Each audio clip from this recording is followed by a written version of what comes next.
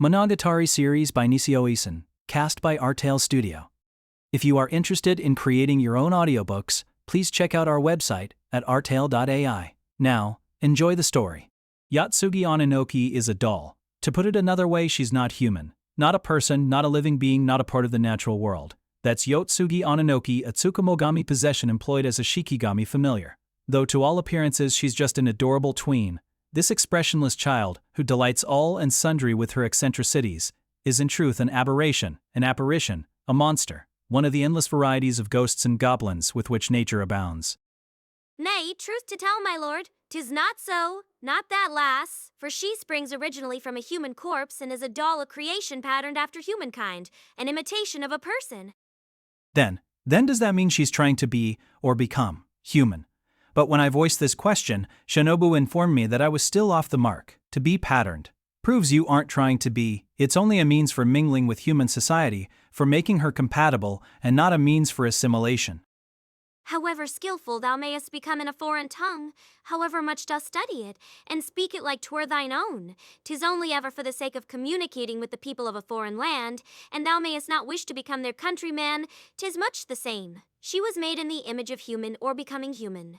'Twas for being with humans. Not to be, nor to become. To be with. That foreign language analogy really did the job well. Bringing other countries into the mix makes it all terribly global, but framing it in terms of other cultures does put us back in the realm of everyday conversation for me, or for anyone, I bet. In order to forge a positive relationship with someone from another culture, you've got to see through the eyes of that culture, when in Rome, as they say. Come, my lord. Hast thou never considered why aberrations, why monstrous beings of legend, where the aspects of human beings are of animals? To wit, why the form of the unreal is founded in reality? I never had. I mean, can't we just say that our imagination has its limits? We can't picture, can't visualize things that aren't, so we fashion them by spicing up things that are. Take Shinobu Ashino's base form, Kisser-shot Acerolorian Heart Underblade for instance. Though a vampire, a beautiful demon, she was ultimately modeled on a human being. When she sprouted wings, they were a bat's. When she bared her fangs, they were a wolf's. Though she embodied the unreal and surreal as a vampire, substantially she was an assemblage of realistic elements, no more than an idealization. A beauty that no painting can capture isn't going to be captured in a painting. A beauty that our eyes can't behold isn't going to be beheld by our eyes. To resort to another linguistic analogy, people can only relate reality using the words available to them. However inexpressible the reality, however inexhaustible the dream, in the end we have to rely on our voices and our pens, expressing with words, exhausting them. But we can't just say that, I suppose. Aberrations, whose appearances are modeled on and dictated by the limits of our imagination, aren't going to take it lying down. Sure, they're unstable. They change their appearance depending on the observer and transform depending on their surroundings, but I bet they desire a fixed form. So I couldn't say anything, certainly not to the aberration right there in front of me. Shinobu, a former vampire who now looked like an 8-year-old blonde of all things. All in all, 'tis because people exist, because they are, the aberrations are too. Which meaneth not the latter are dependent upon the former, 'tis simply that if none observe, none are observed either. I had to wonder. I assumed she was talking about the so-called observer effect, but this sounded different. It was something else. Not some theory, but more emotional and sentimental, so to speak. Every presence, every act, requireth a witness lest it be devoid of meaning. Untold any tale of heroes or of aberrations may as well have ne'er been. I have been called a legendary vampire, but if those legends did not exist, 'twould be as if I were no vampire at all. An aberration that goes unheralded is not worthy of the name. Weird tales must be weird in the telling, she remarked. Though 'tis less mine own thinking or values than that execrable Aloha shirts, ultimately an aberration is a deep attachment. Deep attachment feeling. Like empathizing with a doll, you could say that's how Tsukumogami, or more generally the spirit of not being wasteful, the Matanaya Bake, is born. They say the belief that gods reside in everything, that there are 8 million of them, is native to Japan, but empathizing with something that isn't human, be it living or inanimate, isn't unique to one culture. Which is why tales of aberrations are told throughout the world, told by humans. It was a pretty convincing argument. Or rather, an argument I had no choice but to be convinced by. As someone who's spoken of so many aberrations, and told their tales, of a vampire, of a cat, of a crab, of a snail, of a monkey, of a snake, of a bee, of a phoenix. As someone who has, I had no choice but to be convinced. And now I'm about to speak again of a doll, this time but I have the sneaking feeling that I've been telling too many tales. Urban legend, word on the street, or secondhand gossip, it's all just idle chatter if you speak of it too much. It ceases to be eerie or alarming. When I think back to the beginning of second term and the bizarre darkness, or to the matter of Nadeko Sengoku's godly serpent god from around New Year's, I have to ask how long this is going to continue, and feel a little exhausted. Since my tricks are starting not to work on these aberrations that keep coming out of the woodwork, I'm kind of sinking into despair, though that feeling is a luxury. Forever is how long? Our world doesn't afford that luxury. I ought to have known by now, but it's a little too late for oughts. Every tale comes to an end. I guess the crazy times weren't quite over yet. Even that refrain has its limits, because the story I'm about to tell you about a doll is also the story of how I learned it, whether I liked it or not. So this is the beginning of the end. The tale of how I, the human being called Koyomi Araji, began. Rise and shine, big brother. Come on, you can't sleep all day. That morning I developed a sudden philosophical interest on the issue of alarm clocks. To be frank, I dislike the term alarm clock almost as much as the existence of the things themselves. I've never liked them. At all. In fact, they disgust me. I've never liked them for a single moment. I feel a singular, momentous disdain for alarm clocks. But as to why I dislike them so much, the answer is guaranteed to come out sounding like some kind of Zen exercise. Do I hate them for being alarm clocks? Are they alarm clocks because I hate them, or are they hate clocks because I alarm them?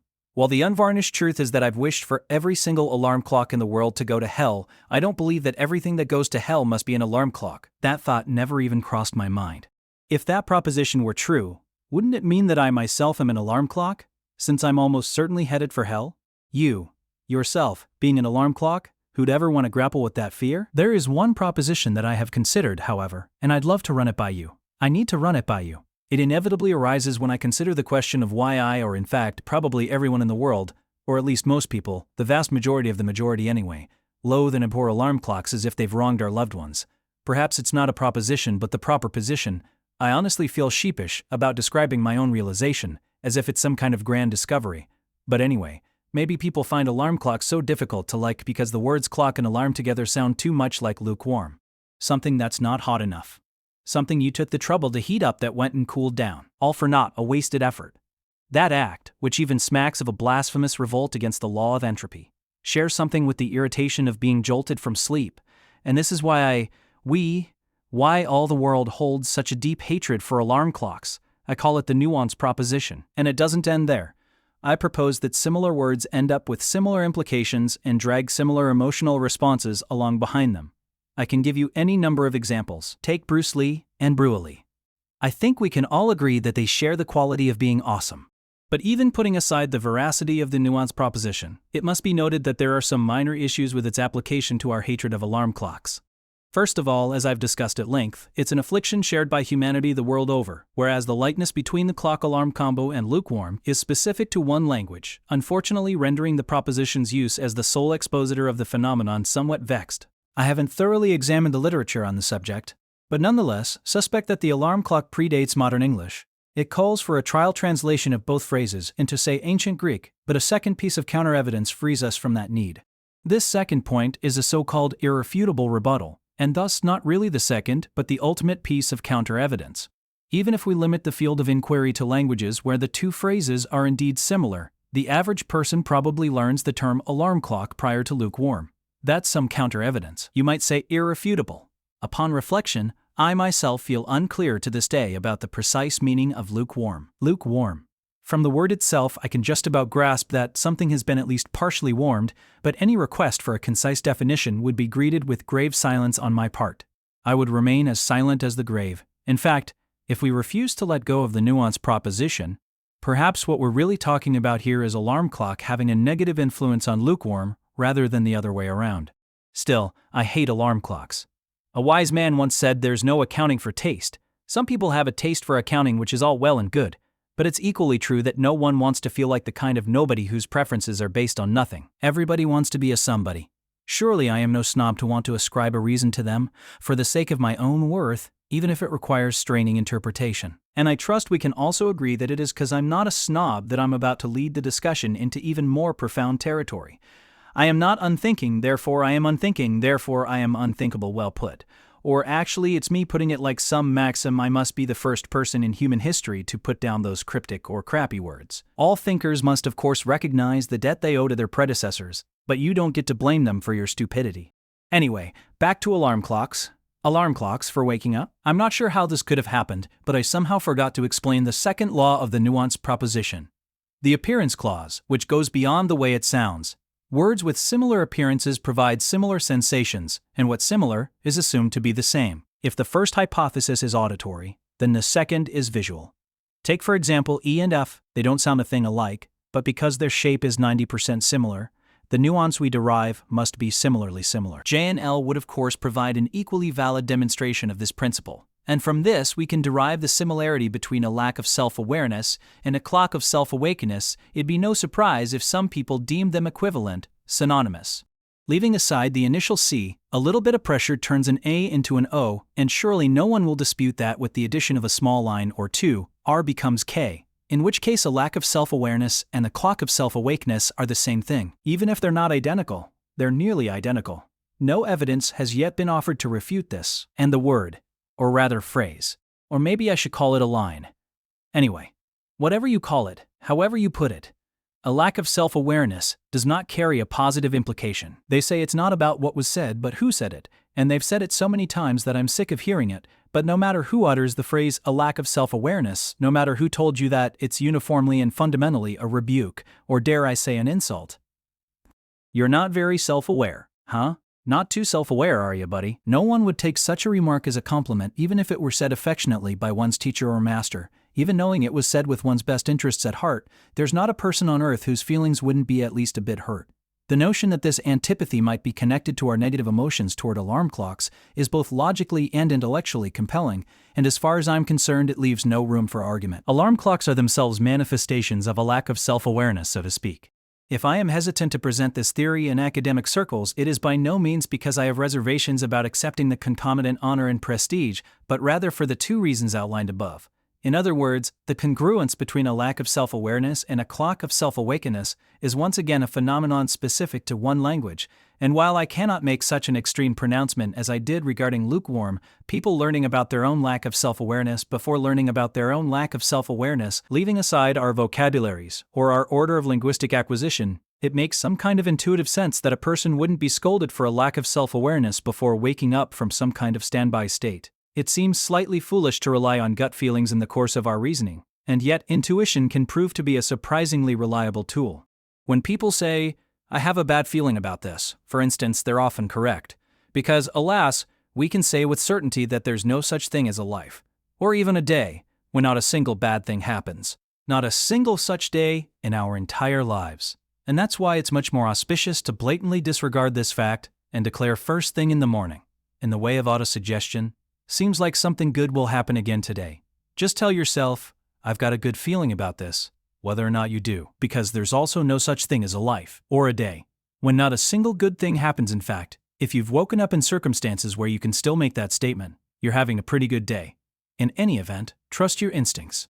In fact, alarm clocks and a lack of self-awareness having precious little to do with each other is something you might realize quite well without having to think about it, even if you can't explain why. Let us forget about the nuanced proposition for now, if we may. It was a bad joke, okay? Like waking up on the wrong side of the bed, if seeking things that are like an alarm clock is a futile endeavor, just as seeking people who are like ourselves often is, might we not instead consider the thing itself? They say like attracts like, but if we interpret this as friendship, or fellow feeling, then it's hard to imagine an alarm clock having any friends, or fellows. Hence, it is only in speaking about the alarm clock as a unique entity in the world, a unique concept, that we can discover the true nature of our loathing. It is only in so doing that the man can become the master. Alarm clock, alarm clock, alarm clock, McClockalar. If you repeat the words, it starts to sound like mackerel, at which a thoroughly average Japanese person like myself can't help but be reminded of breakfast. A joyful association, but we've decided for the time being to dispense with associations, so I won't say any more on the subject. Here's the real issue. The term in question is alarm clock, but what alarm means in this instance is cause to wake up. It is thus a clock that causes a target, the person sleeping next to it, instantiated in this case as me, to wake up. That's the definition of an alarm clock, or its raison d'etre to put it in slightly exaggerated terms. If it didn't cause me to wake up, it'd be an unalarming clock, which is hard to say. And now we come to it. It is without a doubt due to the maddening pushiness of the word alarm itself that we loathe alarms clocks so much. People, left alone, generally tend to wake up, and I do feel a Luddite-like antipathy toward the very idea of relying on a machine. But all of this begs the fundamental question of why we have to wake up in the first place. Not waking up means dreaming. Waking up means abandoning our dreams, which doesn't leave a particularly good impression. Not particularly good, or not to mince words, bad. It would be appropriate to call it the embodiment of heinousness. Recessions, economic slumps, an uncertain future. Precisely because we live in a world that is hostile to dreams, shouldn't at least nighttime offer a space for them? The behavior of alarm clocks, who so churlishly upend us, and yes, I will anthropomorphize them with a who, is unforgivable. We all learn the truth of this world at some point. Why rouse sleeping children from their dreams? I'd rather not wake up, thank you very much. Nor waken, awaken, or be woken. People like to say bright and early, but if it's so goddamned early, how about you let me sleep a little longer? Forget early, how about we go for just right? If you were nice enough to say goodnight to me before I went to bed, then let me get a good night's sleep. To be perfectly honest, when someone who wished me a good night gives me the bright and early treatment the next morning, I feel somewhat betrayed. Betrayal is tragic. To begin with, it's been proven that needing to wake up just because it's morning is hopelessly outdated. History has proven this. Humanity has become nocturnal, as is evident from the mostly late-night broadcast times of anime, Japan's proudest international cultural export. Even biologists will recognize the ironclad fact in the not-too-distant future. It is no joke. Study and construction work are also carried out late at night. In becoming nocturnal, humanity is poised to evolve further. In time, the significations of the moon and the sun may become reversed. Indeed, morning is when people should sleep, and alarm clocks, who wake people up in the morning, indeed must be called works of fiendish deviltry for obstructing our evolution. I get it. I get why people want to depend on alarm clocks, their functionality, but now is when we summon the courage to wean ourselves from that function. A time for clean breaks is at hand. Can't we just stop worrying about the whole waking up thing? A life of loafing is at least good for a laugh. In fact, isn't a life that isn't laughable kind of lame? Why not go through life looking at smiling faces everywhere you go? So this is what we should say to alarm clocks. With gratitude, not animus. Thank you, and good night it. Wake up already. Wake up already! And right where it counts. It'd take too long to enumerate the many vital areas of the human body targeted by these attacks, so I'll leave that to your imagination, and simply state that they were only the most critical. Were I not to make this clear, my blinding agony and the ensuing developments would make less sense. What a long excuse for not wanting to get up, big brother. And we're not some clock. We're your sisters, your alarm sisters. So, said Karen Aragi and Tsukihi Aragi, my two little sisters, as they stood planted on either side of my bed like the Vadger kings. I don't mean this metaphorically, it's not a rhetorical analogy to spice up the narrative. They really were expressing their fuming discontent by striking the alpha and omega poses of statues flanking a temple gate. Karen, with her mouth open, and Tsukihi mouth closed. Cool, I hope they make figurines of them like that. So what? According to the nuanced proposition of Professor Me, similar words can be deemed identical. Boy, let me tell you, sister, and to clock ain't similar at all. Not only was her intonation off since she has no ties to the region whatsoever, but the boy let me tell ya came out sounding like boiled meathead. Sounds like quite a recipe. I've heard of a grandfather clock, but... That seemed less like a retort than a quibble, but from it I derived the leap of logic for my next idea. I've got it. We'll sell merchandise called Sister Clock. Karen the big hand and Tsukihi the little hand wakes you up in the morning with the voices of Miss Kitamura and Miss Iguchi. Hey, keep their names out of it. Anime's already over. Big brother, no more tie-in products. Oh, how sad. Such a sad fact. But sad as it might be, it was a reality that I needed to accept. Though judging from how they woke me up in the anime version style, Karen and Tsukihi were clinging to the past in their own way. This wasn't me confronting that shocking reality. Talking with my sisters, I had woken up, sobered up, perked up somewhat, and stretched out from that curled-up ball of blinding agony. On all fours, looking like some sexy cat. Koyomi Araji's cougar pose isn't something I want you to try and picture. Alright, I'm up. I've regained consciousness. What century is it? Nah, quit pretending you just woke up from cryosleep. You haven't been asleep long enough for it to be a new century. If they've woken me up, does that mean they found the cure? As if you're somebody they'd freeze until they found one. They'll never develop a medicine that can help you, big brother. Is the nuclear war over? What's unclear? It's not over. Huh? But I think this could work. Coming up next episode, the three Arajas. We told you Big Brother the anime run is over, and that means no more previews of the next episode. No more promotional videos either. Damn. Looks like we're back to square one, starting over from scratch with the bare essentials. The bare bit might make Kanbara happy, but we had to adopt that mindset, starting over from scratch. If we gave it our all, maybe we'd grace your screens again. In which case, Karen, give me the time of day. 1, 2, 3, 4, 5, 6, and 9. For a second it seemed like she was on board with my Rakugo illusion, but middle schoolers these days don't know the original well enough, and she trailed off midway. Once again, Tsukihi was forced to pass. The dual straight women setup didn't stand a chance, after all. I gave up on trying to elicit a reply from them and looked at the clock sitting in my room. Yes, plural. There are 4 though, none with an alarm function. I did used to have an alarm clock, until Karen punched right through it with her fist of righteousness and enlightened me. That hot damn steel can give as easily as newspaper. Spake the master, it's our duty to get our big brother out of bed. No machine will take that away from us. It was an odd character trait for a little sister. My little sister is a Luddite. Waking me up every morning at the same time means having to wake up even earlier, which wasn't easy. Why would you take it upon yourself like it's your mission in life? Let's see. Right. Pretty sure this has been going on since middle school. They wake me up like this ever since I started middle school, but why? Why do they wake me up? Is it to recapture some kind of lost familial bond? If so, when was it lost? With that long overdue question in the back of my mind, I confirmed, having just woken up, that it was 6 o'clock, confirmed that the big hand and the little hand formed a 180-degree angle. No way it could be evening, so it followed that it was 6 in the morning, and since I hadn't been in cryosleep, today's date was February 13th? Mine is a room with 4 clocks but no calendar. I know, how could I be named Koyomi and not have my namesake in my room, but I don't let my name dictate my lifestyle. After all, what's in a name?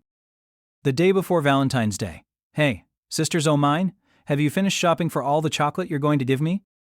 Al.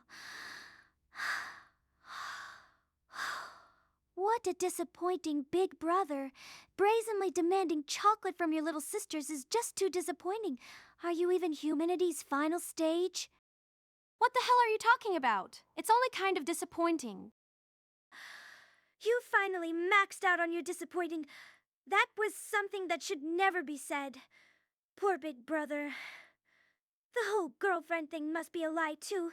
Miss Senjogora is some extra you hired for 1,000 yen an hour. Don't call Senjogahara an extra. Money doesn't motivate that woman. Upon reflection, she's pretty hung up on money.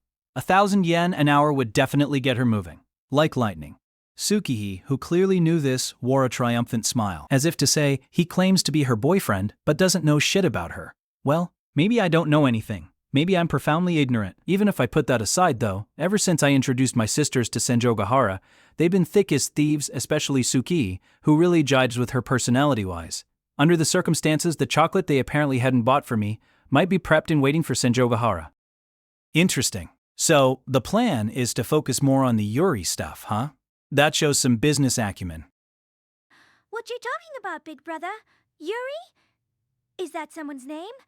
Plus, if it's about business acumen, pivoting toward BL would be a better idea. Tsukihi was cooking up some fiendish scheme, as befits the brains of the Fire Sisters, maybe even overcooking it. Come on, big brother. This is no time for you to be worrying about Valentine's Day. Is it? Is it? You like that? She started stomping me. I remained in my sexy cat pose or was continuing my morning calisthenics routine, so she was grinding her heel into my back as she spoke.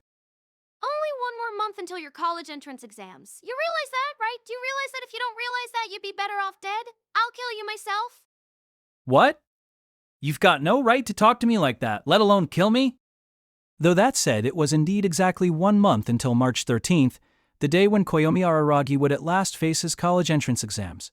Happily, I hadn't been cold by the national exam right out of the gate considering what was going on at the time.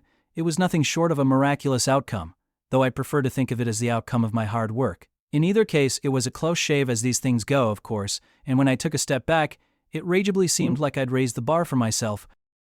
For Christ's sakes, this is why you'll never be anything but trash.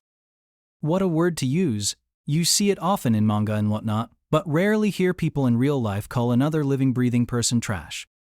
You can't even see what you have to do. You can't see even a month down the line. All you can see is tomorrow, whatever's staring you right in the face. Your eyes are closed, squeezed, shut. You've got no prospects for the future. You plan to live like that? You're in such a sorry state, you probably couldn't even manage to off yourself. And even if you do get into college, what then? Just thinking about it kills me. It's quite an achievement to hand me my ass like that. Goodwill, hand-asseter. Goodwill hand-asseter? I think I might be the only person on Earth to have been abused in that particular fashion.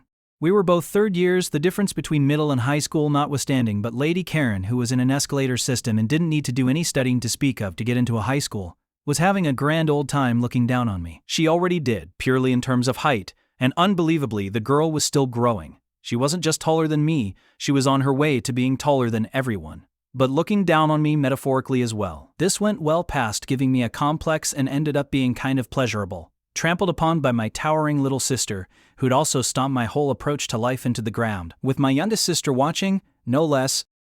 Now, get up and get studying. Put a little pressure on yourself. It's definitely time for a little pressure, but I don't know about putting myself in a corner. If you aren't careful, you might get held back too. You sure you should be worrying about me? I twisted myself and in my new posture, grabbed hold of the foot that was grinding into me. This goes without saying given her height, but Karen's feet are pretty huge, almost too huge to wrangle, even with both hands. There, I'm gonna tickle you. How's that? It won't work. I've been training so the skin on the soles of my feet is nice and thick. There, then I'm licking you. How's that? To protect our privacy as siblings, I won't reveal if I managed to lick her foot before she could pull it away, but in any case, she did withdraw. I was granted freedom of action and got out of bed. At this point, I was well and truly awake, fully and completely. I'm a weak-willed person who falls back to sleep if I'm not careful, but thanks to the interference of my little sisters, I completely missed my second window for a snooze. My kindly wake-up crew seemed to have noticed because Karen nodded in satisfaction. Our work here is done. From her airs, you'd think she'd accomplished a momentous task when all she'd done was wake up her big brother. Karen has impressive powers of self-affirmation. Okay then, I'm gonna go running. I'm going now run. Make sure a bath is ready for me. A scalding one. Wanna come with me, big brother? You know, I can't keep up with you. Running means a 100-meter dash to you, and for the length of a marathon, 42.195 kilometers. Get Kanbaro to go with you. I actually cross paths with her sometimes this time of day. Oh, yeah? Come to think of it, my dearly beloved junior does 2 10-kilometer dashes every morning, doesn't she? Not quite a marathon, but almost half of one. So statistically, it would make sense for her to cross paths with Karen. They're different types, so maybe it's like comparing apples and oranges, but which of them wins out in the stamina department? So long, big brother. I'm sure you'll be terribly lonely while I'm gone, but see you again at the breakfast table. If I don't, you're gonna be tried in absentia. What the hell for? Well, a few things did come to mind. I'd be lucky if I end up dressed like an inmate rather than some bag game. Bye now, Pop's big bro! With this parting line, which I could at least tell was an impression, though the resemblance to Lupin III was so faint it could have just been a coincidence, Karen left it a run. Whether it's jogging or a 100-meter dash or a marathon, I'm pretty sure she's the only person who gets up ahead of steam while she's still inside the house. She's the Jersey girl, after all, so she doesn't even need to change. I considered coining a term, Jurl, but doubted it didn't catch on. Her hair's gotten long. Super long. Really, I was pretty surprised when she severed her ponytail over the summer. But it's pretty much grown back now. Super back, really. When kids grow fast, I guess their hair grows fast. Yeah, seems like it. Severed made it sound like it was a lizard's tail or something, which was a little scary but not inaccurate. And either way, Karen's ponytail had recovered well enough. Even if it wasn't exactly the same, it was long enough to be pulled into a short tail. Though it doesn't grow as fast as yours, kiddo. Yours, kiddo. Don't call me kiddo. It was immature of me to invoke my authority as a big brother, but in any case, Tsukihi's hair and my own were bizarrely long now. She'd always been fickle about her hairstyle, but whatever she was thinking or feeling, For a while now she'd been letting her hair grow and grow. It was almost long enough to reach down to her ankles, because she wore it straight. Combined with her taste for traditional Japanese clothes, she looked like some lady ninja who used her hair as a weapon.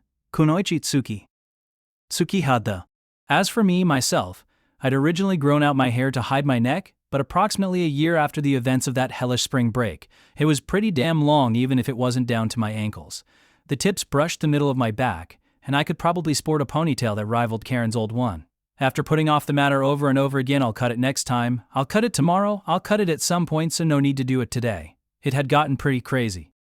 Never mind me, big brother. Don't you think you should cut your hair before exam time? It won't make a great impression in interviews. What interviews? There aren't any for college entrance exams. It's not a part-time job. Though, I guess there is the impression you make on the examiner. Damn it, yeah, there's that. I'm not even growing it out because I want to. In fact, I'd like to cut it, but this is how I look in the photo I submitted with my application form. And if I cut it now, they might not recognize me. I'll cut it off after exams. The whole mop of it. Makes me feel hot just looking at it even though it's winter. Look who's talking. Yours isn't hair, it's a trench coat. I reached out and mussed her hair for no particular reason, so much hair. It's no good blaming things on other people, but I don't know. Tsukihi's being that long must have numbed my senses. It's like that thing, that optical illusion, where you put two lines next to each other and try to tell which one's longer. Okay, her hair was easily twice as long. Alright, guess I'll go get the bath ready for Karen. Up with the sun, giving up my precious time, I'll spur on these old bones to go prepare her bath. I'm sure she's grateful, but not as full of greatness as you are, big brother. While she's been tempering her body like it's a katana, I keenly observe that she doesn't seem to have joined any school clubs. Karen Adaragai is a karate girl. Nowadays they're called karate dames. Nowadays? So you'd think she'd be a member of the karate club, or some other athletic club. As someone who'd never had a lick of interest in what my little sisters did, I'd hardly wondered or even conceived of the question, but now all of a sudden it was on my mind. Karen can't join any clubs. Geez, big brother, you really don't know anything, do you? Do you? Tsukihi looked smug. She was a kind person insofar as she liked to tell you things you didn't know, but despite that caveat, her attitude was unpleasant. Well, she always rubbed me the wrong way, and afterwards I would beat her black and blue. But first, I wanted to know why Karen couldn't join any clubs. What was the deal? Why can't Karen join any clubs? This is totally the first I've heard of it. That's no good, I need to know everything about my sisters. Has she been blacklisted? It couldn't possibly be because she's too busy with the Fire Sisters. If that was it, I'd have to put the kibosh on their activities right away. It'd be a splendid excuse. No, it's a rule at her dojo. The students there are forbidden from participating in clubs because they're a combat-oriented school, because they're an ultra-combat-oriented school, because they're a school, because... I don't really get it. You're my little sister too, so explain it in a way your big brother can understand, fool. You fool. That's a hell of an attitude. My attitude is horrible too, but yours is the worst. It's horribly horrible. Unreal. Just listen for once, okay? If you've attained a belt in a martial art or have a pro boxing license, don't they say it's like you're carrying a deadly weapon? This is the same. I guess they do say that. I've also heard that's just a rumor, but I understood why Karen couldn't join any clubs. Basically, it was against the rules of her dojo. A combat-oriented school, an ultra-combat-oriented school. It wasn't at all clear to me what that all-too-vague expression really meant, but having personally experienced the karate techniques at our sister's disposal, I was prepared to agree. If Karen employed them in society at large, the whole power balance was liable to crumble. For my part, at least I didn't want to face an opponent who could pierce a magazine with her fingertips. The only people who would were probably those with the same skill, in other words, her dojo mates. But now that you mention it, I did hear something about that. I forgot, because I don't give a shit about my little sisters. Really? After all that? And now I remember, I've been wanting to meet her sensei. Got to tie up those loose plot threads? I'm pretty sure that's the last of them too. I'm pretty sure you're dead wrong. But it kind of feels like a waste, doesn't it? It's kind of, a shame for Karen's strength, the power of that body, her physical might. not to be shared openly, and to stay buried amidst the Fire Sisters' illegal activities. Activities aren't illegal. They weren't treated as crimes only because the two of them were still in middle school. The activities themselves, by and large, exceeded the bounds of anything that could be called lawful. They were out of bounds. Not to mention, what they exacted wasn't even justice in my view, but there was no exhausting that argument with my sisters. Even if I exhausted my strength, the argument wouldn't be, so I decided to let it go at that. But even if I benevolently let them ramble on about justice and the significance of their work and blah blah blah, the Fire Sisters' business got me in a complaining mood. You don't think it's a shame, Tsukihi, for Karen's abilities to remain hidden? And That girl's got talent coming out of her ears, no question, even if she's not up to my level. Look, don't you think that deserves to be in the spotlight? I don't want her to be held back by her dojo or the Fire Sisters. She should be going for Olympic Owo. Tsukihi had stepped on my foot, and not in a cute way, she'd crushed the nail of my little toe with her heel. A surgical strike, dead on target. Crushed is neither excessive nor exaggerated, but the truth, she split my toenail, for crying out loud. What the hell? Ha! You are being annoying. Big brother. No one, not even our big brother, can be allowed to annul the bond of the Fire Sisters. What? You were considering disbanding the Fire Sisters yourself, weren't you? Didn't you say you'd invite me to a farewell party chock full of middle school girls? Hearing someone else say it makes me angry. The Olympics, they make me sick. The same stale thing over and over again, every time. Tradition isn't stale. Don't call a festival held once every 4 years stale. Don't be giving it a thumbs down. Who do you think you are anyway? Anyway, Karen will retire from the Fire Sisters someday, but I don't need my big brother to tell me that. All kinds of stuff will happen when she goes to high school. All kinks of kinds. Her environment will change. I still don't think she'll give up the dojo. She's so besotted with her sensei and all. Ha. Funny. Hearing that my little sister was besotted with a stranger I didn't know anything about was sort of unsettling. Tying up loose plot threads aside, I needed to check out this sensei, for my own peace of mind. And I bet they won't let Karen go that easily either. Her sensei has an even higher estimation of our sister's physical abilities than you do. Pardon me? An even higher estimation, you say? Bullshit. This so-called sensei doesn't know a damn thing about the delicate softness of Karen's tongue. Probably not. And how do you know how soft her tongue is? Why are you even familiar with the charms of Karen's oral cavity? Mister. Yikes, time to retreat. She had me there. Either way, it was all just idle chatter, and I had no illusions about settling Karen's future in the course of a morning's trifling chat. Just learning that Tsukihi was still ready and willing to disband the Fire Sisters, that she hadn't forgotten that conversation, was more than enough to satisfy me. Well, I didn't know how my exams would fall out, or maybe fall flat, but either way, there was no question that before too long my environment was going to change even more than Karen's. But before that happened, I was in fact not totally devoid of a brotherly desire to set Karen and Tsukihi on something like the right path. Because yes, it was about time. For the Fire Sisters to wake up, for me too. Whether out of kindness, or out of habit, or maybe a desire to harass and feel superior to their older brother. Or for no reason at all, my two wretched little sisters Karen and Tsukihi Araragi, known to the world as the Suganaki Second Middle Fire Sisters, wake me up every morning. They wake me up in the morning like I walk the night. They wake me up regardless of whether it's a weekday or a Sunday or a holiday, almost like it's their occupation, like their life depends on it. Sure, there have been times when I lashed out at them in annoyance, mostly when I was a freshman I think, but on this one point they remained undaunted. Whatever horrid miseries I might treat them to, whatever silent treatment, still they woke me up. It bordered on obsession. Lately though, by which I mean for a while now, I'd been studying for my college entrance exams, which sometimes kept me up late into the night, and on such occasions I was grateful for their morning wake-up call. Honestly, I'm grateful even now. In fact, when I think back, I should always have been grateful. And now I'm even grown up enough to admit it. It's just that as a high school senior in my last term, I didn't really need to show up at school anymore, which meant that there was no need for me to wake up so early. A consistent amount of sleep was necessary to maintain both my performance and my health. But no need to be so hung up on waking up early per se. Considering that I'd been receiving their constant blessing for the past 6 months or so, however, I couldn't really tell them to get lost. I mean, even if I did tell them to get lost, they definitely wouldn't. And it's not just about exam prep. since it was the Fire Sisters whom I have to thank for rescuing me from the peril of potentially not graduating due to the number of absences, tardies, and early departures I racked up during the second half of my first year and the beginning of my second, I really couldn't tell them to get lost.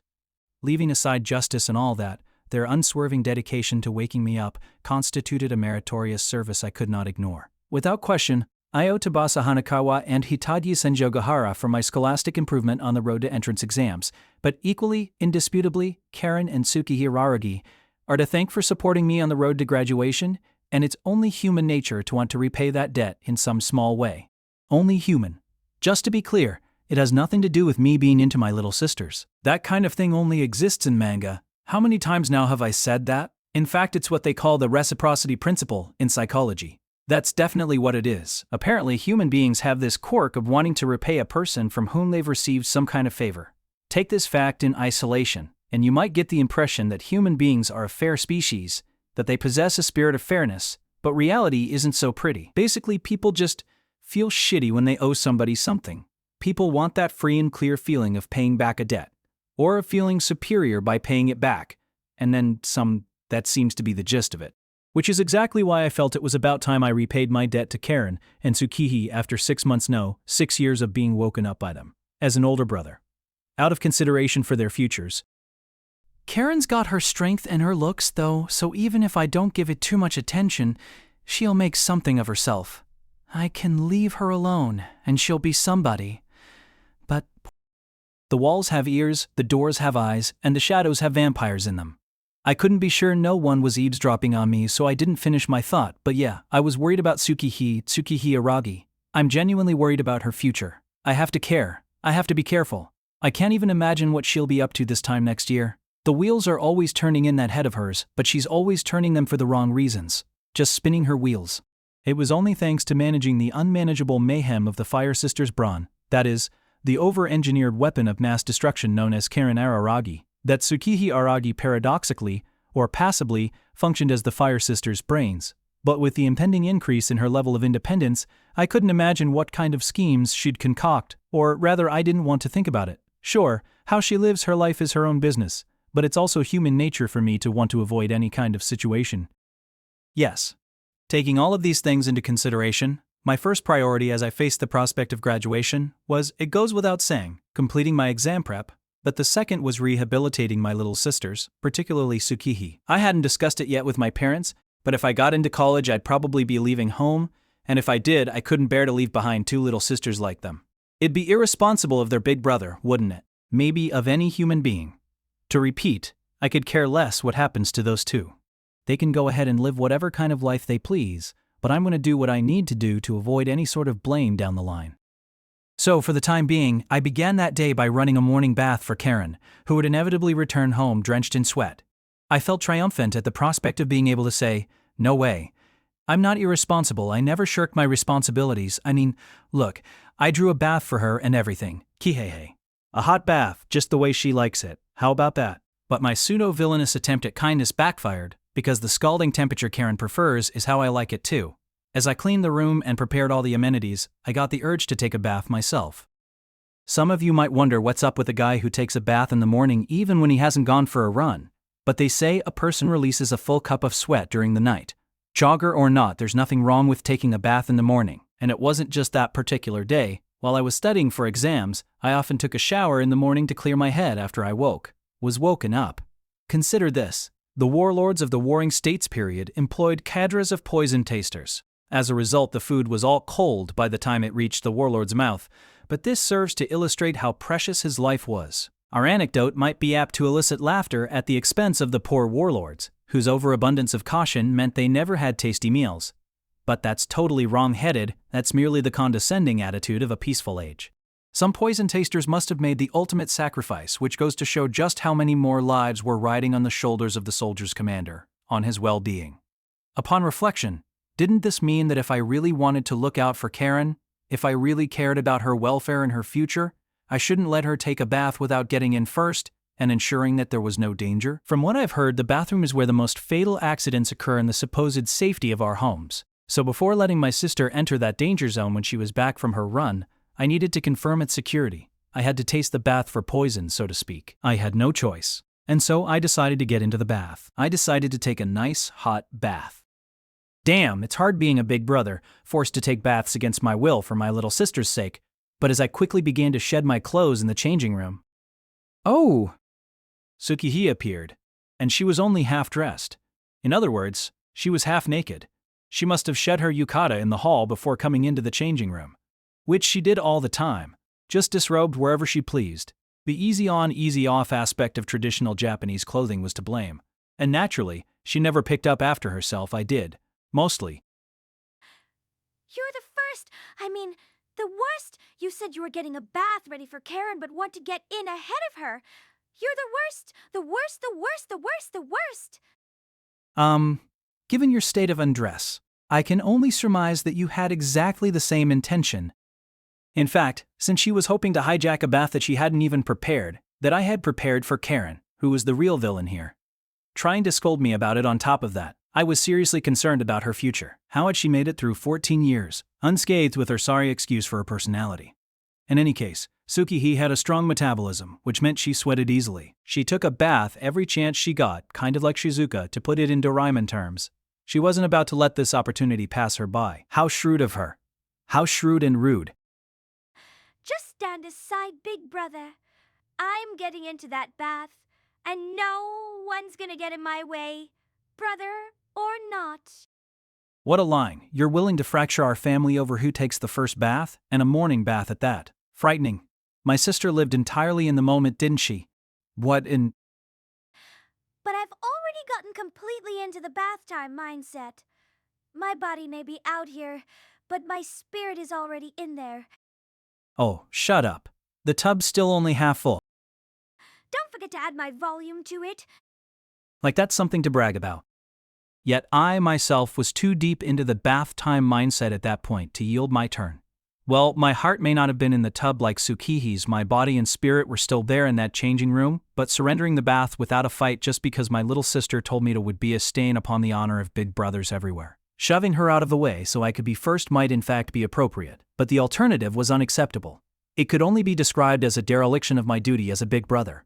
So I puffed out my chest. I was shirtless by then, incidentally. It was a half-naked sibling standoff, and gave Tsukihii an ultimatum. Little sister, if you're determined to get into that bathroom, you'll have to take me down for watch.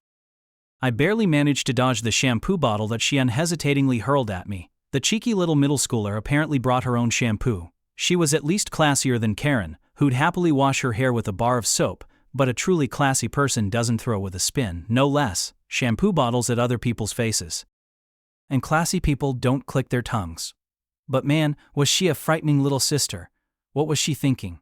Or was she not thinking at all? What the hell? Someone could get hurt. You told me to take you down. No. I meant mentally. Physically, you don't take me down, you respect me, and kneel before me. You're a pain in the ass. She didn't actually lock it, but her meaning was clear. I'm not budging from this spot no matter what. And she started forward to reclaim her personal bottle of shampoo, which had landed behind me. And what's more, that motion flowed naturally into a nonchalant attempt to slip past me into the bathroom, so I rushed to block her, putting my body on the line like a real man, protecting the door to the bathroom as if it hid a gaggle of wounded children. You shall not pollute out. This time she went for the eye gouge. An attack the old Senjogahara would have gone for, and did. At least in Senjogahara's case, she was so stubbornly combative because of all the issues she was dealing with. Tsukihii just wanted to get into the bathroom. Enough already. Big brother, don't get heated. Heating up the bath was enough. Your work here is done. That's an unspeakable line. Move! No way. There was no point in being so stubborn, but what kept me standing there was my pride as an older brother, my not wanting to bow before or fall behind my little sister. Where you could say I was frozen with terror. I mean, Tsukihii was glaring at me for real. She wasn't a yandere, but still over yonder in the psycho ward. When you take away the sweet dear part, all you're left with is the pathology. I'm the one who heated up this water, so the first bath is mine by right. I allowed you to heat it up for me, and you should be satisfied with your lot. Our arguments ran perfectly parallel, never intersecting. Which is to say, it didn't even constitute an argument. We weren't engaging with each other at all. If anything, the first engagement was yet to come, as in a battle. Somewhere along the line, the premise that I'd prepared the bath for Karen had gotten lost. In fact, the very existence of Karen, off happily running along somewhere, had vanished from our minds. While she was enjoying the refreshing morning breeze, an internecine family struggle was unfolding, a sordid sibling rivalry that perhaps rendered her the real winner among the 3 Arandi children. Sooner or later, that very Karen would come home from her run and appear in that changing room, ready to cleanse the sweat from her body. She would waltz in there, drenched in sweat, dripping with perspiration. And in that 3-way contest, the winner would undoubtedly be her. Circumstantially speaking, she would obviously arrive plenty sweaty enough to warrant a bath by anyone's standards, and if it came to blows, Tsukihi and I combined couldn't beat her even if she had one hand tied behind her back. Indeed, Tsukihi and I were at this impasse because our combat levels were more or less evenly matched. Naturally, I was a boy and had a boy's strength, but Tsukihi had a crazy streak that I lacked. The craziness to unhesitatingly go for the vitals. In other words, it was a stalemate. I couldn't but envision a future where Karen came in and snatched the prize out from under us while we maintained that equilibrium, and I'm sure Tsukihi saw it too. My little sister wasn't so oblivious to her actions' consequences that she'd overlook that eventuality. Okay, she was oblivious, but her wheels turned quickly. I bet she arrived at that conclusion well before I did. It's just that her emotional brakes were shot, by virtue of which she was only able to deal with the situation on a par with me, who had only just realized the danger. All right then. Big brother, we'll meet in the middle. Meet in the middle? A compromise? Aha, a proposal worthy of a strategist. They say war is customarily conducted with a middle ground in mind. But in this case, what middle ground, what point of compromise could exist between us? The right to take the first bath was a one-of-a-kind item, so to speak, and the competition for it a zero-sum game. One person wins, the other loses. So I didn't see any room for compromise, anything to compromise on. But I underestimated Tsukihi. Not for nothing had she managed to become the idol of every middle schooler in town, despite her boundlessly irritating personality. The Fire Sisters' brains proposed a plan that no ordinary strategist could have conceived of. Let's meet in the middle and go in together. We met in the middle. Somehow I ended up going into the bathroom with Tsukihi. Why? How come? How did it come to this? You could say it was thanks to our mutual stubbornness. You could. I don't want to, but you could. What? You don't want to? Why does your little sister's naked body make you think dirty thoughts? No way! Baths are for getting clean, big brother? Maybe it's because I was bamboozled by those words.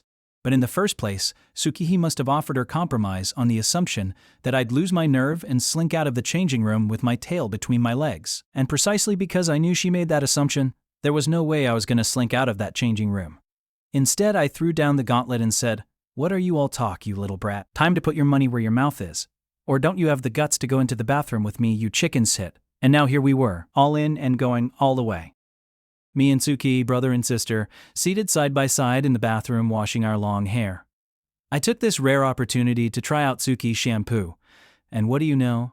The lather really did feel different. The thing is, here's the thing. Getting 2 more or less grown-up siblings into the bathroom together was 10 times tougher than I imagined. The room isn't as big as it is in the anime. I mean, it's just the regular size of a bathroom in a normal family home. So with 2 teenagers in there, it was pretty cramped. Like, while we were washing our hair, we kept banging elbows. Big brother. What is it, little sister? Say something. This is more awkward than I thought it'd be. Yeah. You're not wrong, but you don't have to come right out and say it. Though it takes a certain burden off me if you're the one to bring it up. It wasn't going to do much for the narrative either if that silence went on forever. Every once in a while you hear some media personality tell a funny story on television or the radio about being in the bathroom with their parents as a grown woman, but you don't hear much about siblings doing it. It just doesn't happen. In that sense, Tsukihi and I were delivering a rare piece of reportage in the present progressive, but did anyone ask for rare? More like well done. If it was so awkward, you'd think I might say, "I'm gonna get out first, take your time," or that she would say, "I'm about done. Excuse me, big brother." But then this was me and Tsukihi. If it's so awkward, then get the hell out, Tsukihi. You're just fronting anyway. If you're pissed off at yourself for saying what you said, you shouldn't have said it to begin with. You're the one who's pissing in the wind, big brother. All I meant was that it's awkward looking at your scrawny body. I'm cool as a cucumber about being in the bathroom with you. So cool. I'm positively frigid.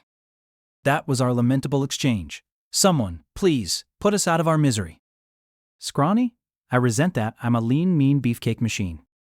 A lean, mean beefcake machine? Did you mean to say a teeny weeny beanpole machine? Hey, that's out of order. But listen, Tsukihi, I might consider getting out if you tell me that's what you really want. I really want you not to get out. What the hell was wrong with her? She lived just to be stubborn. Are you already clean, big brother? Or do you want to get out so soon because you're still feeling dirty? Again?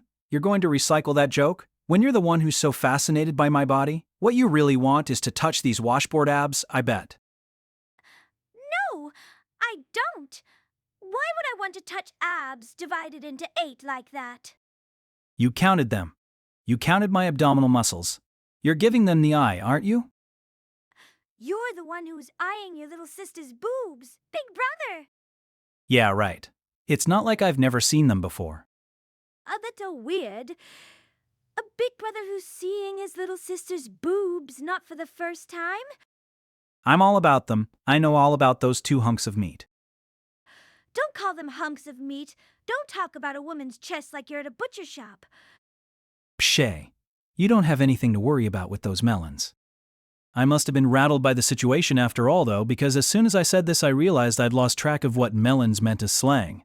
Did it refer to big breasts or small breasts? Judging from the huge grin on Tsukihi's face, probably the former. Damn it, I might as well have sent her a fruit basket along with that one.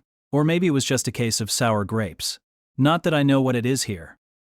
Though the fact is, you and Karen happily flounce down the hall half-naked during summertime. Forget half-naked, you've got a 3/4 naked lifestyle. Nudity is one of your essential biogenic needs. So being in the bathroom together is no big thing at all. If there's a problem, it's just that we're a little too close together. That's exactly the problem. That's exactly the big problem, isn't it? Big brother, if you came this close to me in the hall in the summertime, you'd get a taste of my elbow. Elbow? I'd elbow you even if I were fully dressed. Aren't you being a little harsh towards your older brother? But damn it, it really is narrow in here. Narrow like a certain someone's mind. Tsukihi, hurry up and finish washing your hair already. I guess I have no choice. I'll cede the right to be first into the tub. The whole point of the battle for the first bath became unclear if I gave up now, but it wasn't about that anymore. Forget about the bath or being first, simply feeling superior to Tsukihi, my impudent little middle school brat of a sister Tsukihi Adaragi, was my goal now, bringing her to heel. I wanted to make the girl who, I'm pretty sure, never once thanked me for anything in her life, say, "Thank you, big brother." I wanted to make her express her gratitude to me verbally. But the more I pressed, the more she resisted. That's Tsukihi for you. Or rather, her mindset might have been similar to my own here. Shouldn't you be the one, big brother? I'd sooner cede it to you than let you cede it to me. It's a cedar tub, after all. Cedar? Isn't it plastic? Quit screwing around and get in there like I told you. And I told you that I don't want to. Gah! Grrr! When a battle of wills goes subverbal, you know it's all over. The end of the world. Our quarrel descended into a fierce clashing of elbows. Our elbows as we both washed our hair clashing like sabers. Thankfully we were side by side and both facing front. But at this rate we were going to end up six-pack to boobs. The awkwardness was quelled somewhat by our loud dispute, but the fundamental problem hadn't been dealt with. This was a wildly immoral, or maybe just plain old distasteful situation. But here again came clever Tsukihi to the rescue. Her wheels really do turn faster than mine. Listen, big brother, let's wash our hair one at a time. We each have too much hair for us to do it. Side by side, it's inefficient, uneconomical.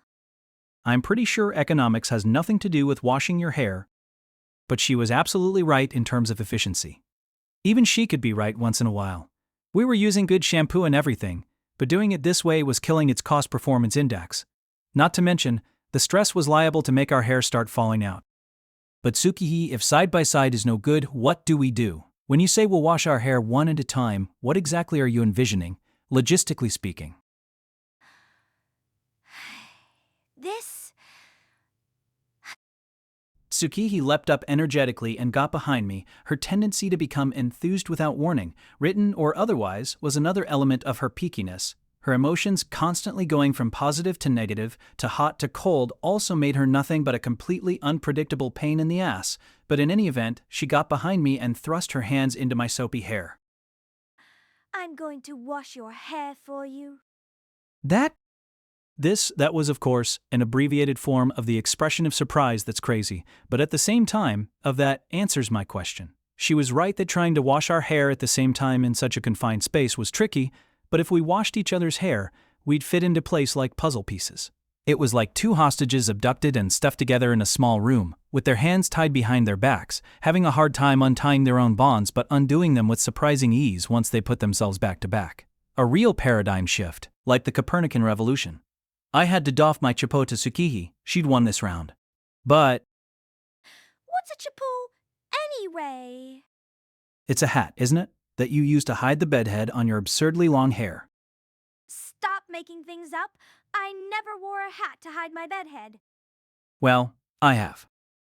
Don't tip your hand. I don't want to know your style tips. Scrub-a-dub-do. She made it seem like they were coming from my head. Either she was a fool or she was making a fool out of me, and I almost told her to quit it. But no point in getting myself all in a lather. I gritted my teeth and let it happen. Mature amid the moisture, humility in the humidity. I'm feeling oddly superior washing someone's hair. I like it. Literally holding someone's most vital organ in your hands is so pleasurable. Holding their life in your hands. Now I know how a hairdresser feels. Don't go around acting like you understand other people's feelings and stop talking such horseshit. Hairdressers don't think about stuff like that. But if this were a barbershop, you'd get a shave. I'd shave your face with a straight razor, right? Now that's absolutely a dominance relationship. A dominance relationship, or a relationship based on trust, more like. But regardless of how she said it, I got what she was saying. The reverse was also true. Although holding my life in her hands was an exaggerated way of putting, trusting someone else with your head and body can be a very pleasurable experience, depending on the context. In the course of our daily lives, we unconsciously guard ourselves against everyone and everything around us. Turning off that security system once in a while might carry with it a certain feeling of liberation. That comes with the caveat that the other person will do you no harm, of course. But a theory that trust is important in interpersonal relationships because it's connected to a feeling of liberation, or even of pleasure, might hold water. Then again, my despicable little sister, where's this justice you supposedly defend, saw that relationship of trust as dominance, though it's basically true in basic psychology, since total domination of someone, their total reliance on you, is liberating and pleasant, though I've gotten somewhat off track here. And to sum up what was really going on, my little sister was just washing my hair in the morning. Hun, What's wrong, Shampoosifer? don't address your little sister like she's the devil. I haven't made you sign anything in exchange of washing your head, be happy. Anyway, with my hands on your head like this, giving it a scrub and a rub, I'm surprised how teeny-weeny it is. Says the little sister.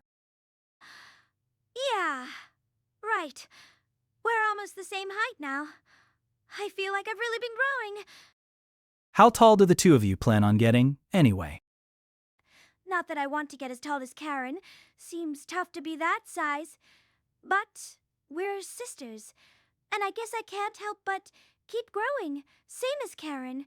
Actually, we were about the same height back in elementary school. It was terrifying to contemplate. Both sisters taller than me, their older brother. To hell with an older brother's authority and dignity. My head wouldn't be the only teeny-weeny thing. But maybe there's hope. The hope that I, the older brother, will get as big as Karen yet lies dormant at the bottom of that Pandora's box. I hate to rain on your parade, but you'd better rein in those hopes. Your reign as the tallest one in the family is over for good. Don't crush my dreams with a triple homophone, Tsukihi. Don't dump out Pandora's box. Because I'm warning you, if you ever get taller than me, I'll make you a head shorter again, even if it means I have to lop off your feet. That's horrifying. That amounts to a death threat. Ridiculous. Can't you divine the brotherly compassion in my threat, you little turd? I could have said I'd make you a foot shorter by lopping off your head. You could have, my ass. She twisted my neck. I'd forgotten that she held my life in her hands. Come on, I'll preserve your severed feet in my room. You keep getting more grotesque. Extra grotesque. Extra, huh? The fact is, if I stood my hair straight up, I could crush you and even Karen right now. It'd be a landslide. If you stood all that hair on end, you'd look like a monster. It takes some serious gel. But your hair's about as long as your body, so it's a simple calculation. You'd be twice as tall, right? Yup. I'd say so long to a little sister like that. Did you say something? You heard me fine. Even if she didn't stand it on end, with hair down to her ankles, she looked every inch, every foot, every mile a monster. While I've seen illustrations of girls with hair like that in manga, it'd be genuinely scary in real life. But its fear factor aside, I'd witnessed any number of epic fails where Tsukimonogatari tripped over her own hair. Don't fail in front of someone preparing for exams. Such bad luck. I definitely found myself thinking just cut it already, but I'm sure she simply hadn't found the right opportunity. Same as me. At the risk of repeating myself though, your hair grows insanely fast. Not as fast as yours, big brother. Not nearly. You only started growing it this year. There's no way it could grow that much normally. What's your secret? There's no secret to growing out your hair. It's just, my metabolism might be even better than yours. To be precise, my metabolism stepped up after spring break. Okay. Let's stand it up. Tsukimonogatari said, beginning to play with my hair, making shapes with the foam and molding it to look like Astro Boys. Awesome! Astro Bro. Super sibling. Trying to make me sound like a Super Saiyan. Rinse time? Tsukimonogatari grabbed the handheld shower head and flushed all the shampoo out of my hair. And she didn't neglect to throw in a little head massage like a real hairdresser. Maybe all that time spent at the salon back when she was constantly changing her hairstyle had rubbed off on her. Next came the conditioner. This was from Tsukimonogatari's private stash as well. Though when I think about it, she'd only be able to wash all that hair about 3 times before the bottle was empty. Her metabolism might have been good, but it got terrible mileage. This conditioner is like wax, so now we can really shape your hair. Tee-hee, it's like you've got a pompadour. Hey, quit playing around with my head. In fact, quit doing everything you're doing. Not that I could see what was going on up there. Something dreadful, I was pretty sure.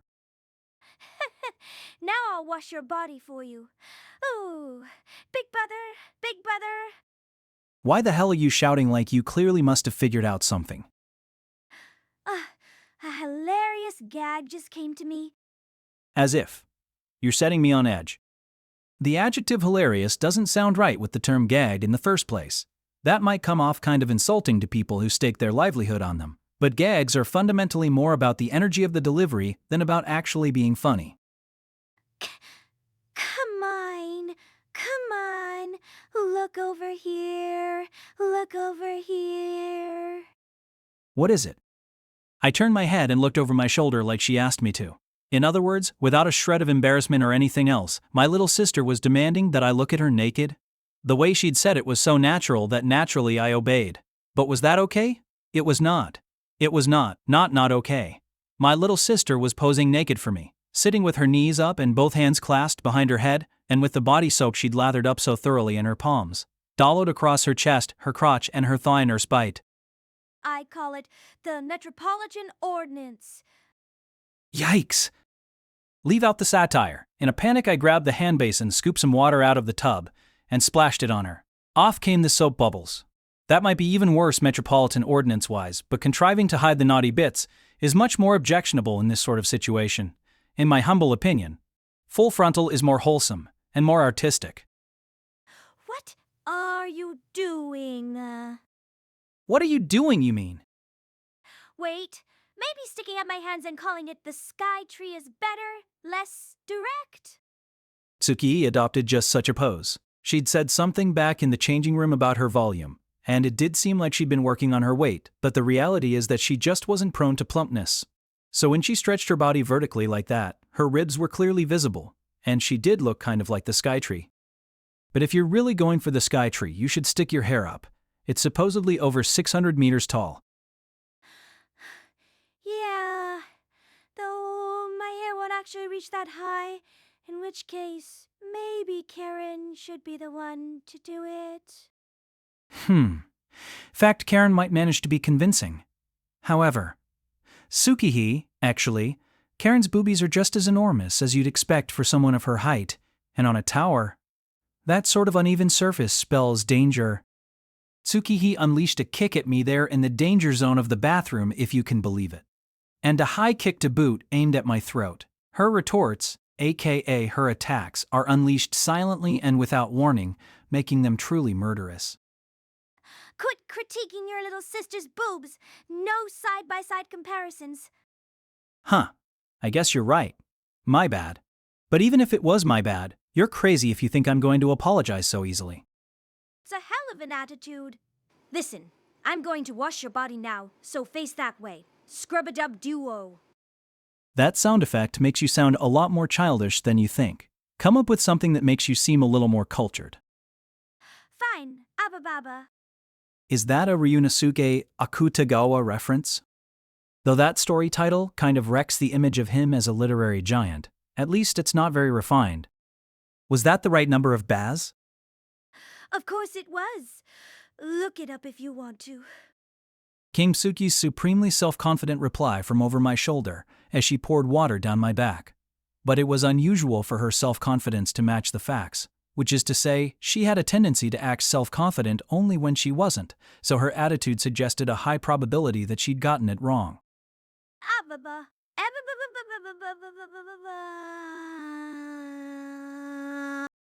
And indeed, while she scrubbed my back, Tsukihee tried to hedge her bets by saying it a bunch more times with varying numbers of Baz. At any rate, don't be such a slacker, I scolded. Don't wash me with your hand like that. Use that sponge and put a little elbow grease into it. But scrubbing with your hand lets you really clean all the hard-to-reach spots. And using grease when I'm trying to get you clean? Wait, hang on a sec. Is being touched by your little sister getting you all hot and bothered? Big brother? You naughty boy, I'll never let you live this one down. Just watching your thrilling, moment-to-moment, stopgap way of life bothers me plenty.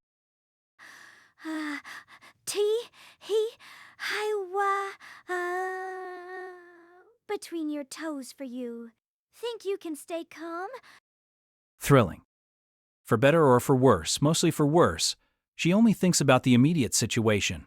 She only brings her smarts to bear on what just happened and what's just about to happen. It felt pointless to try and tell her to consider her future, to focus on what was coming a little further down the line. You know what they say, you can lead a horse to water, but you can't make it drink. Or, given that she was already perfectly aware of anything I might say to her, maybe this was about beating a dead one.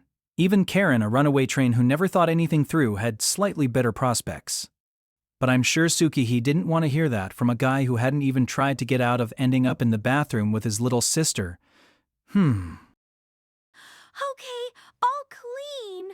Sparkling, like you've been shellacked. Switch? Switch? Da. It's your turn to wash my hair now, obviously. Grook, you set me up, you bastard. A reciprocity clause.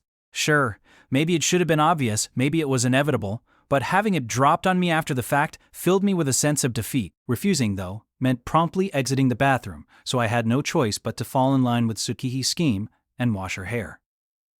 Damn it. Forced to wash my little sister's hair. How humiliating. I considered a plot to pay her back by doing it with body soap, but the bottle might get shoved down my throat if she found out, so I let that one go. It would be too pitiful, on both our accounts.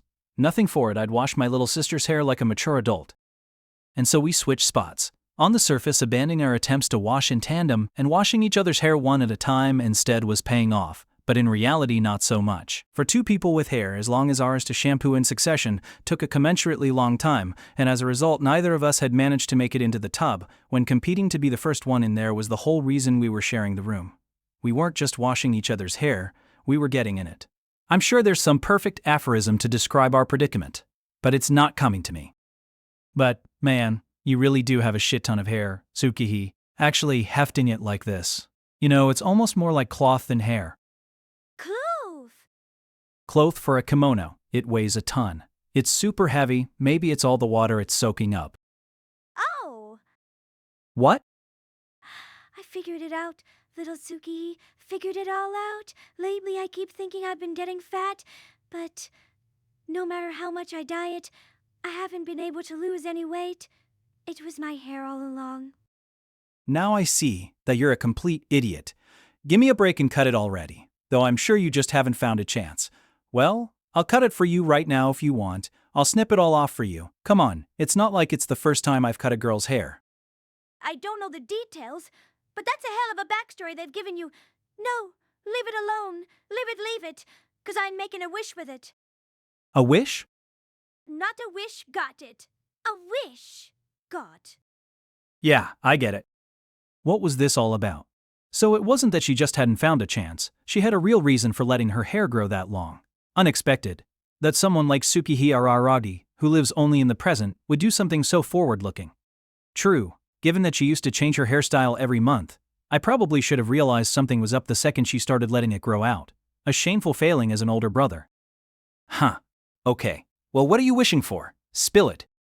Not a chance. I can't. If I tell you, my wish won't be granted.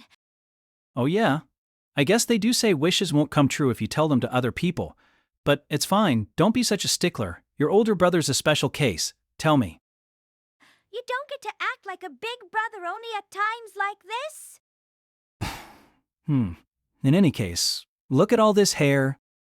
I'd given it a shot, but the truth was that I wasn't all that interested in why she was growing out her hair, so I returned my focus to the hair itself. Crap, there was so much hair I couldn't even work up a lather. No scrub-a-dub-dub sound effect. I couldn't bear it if that got ascribed to a lack of skill on my part. I never had much of a way with shampoo to begin with, but what a sorry situation for an older brother to find himself in. After Tsukimonogatari managed to work up such a lather, on behalf of the older brothers of the world, I couldn't let my position slip any further.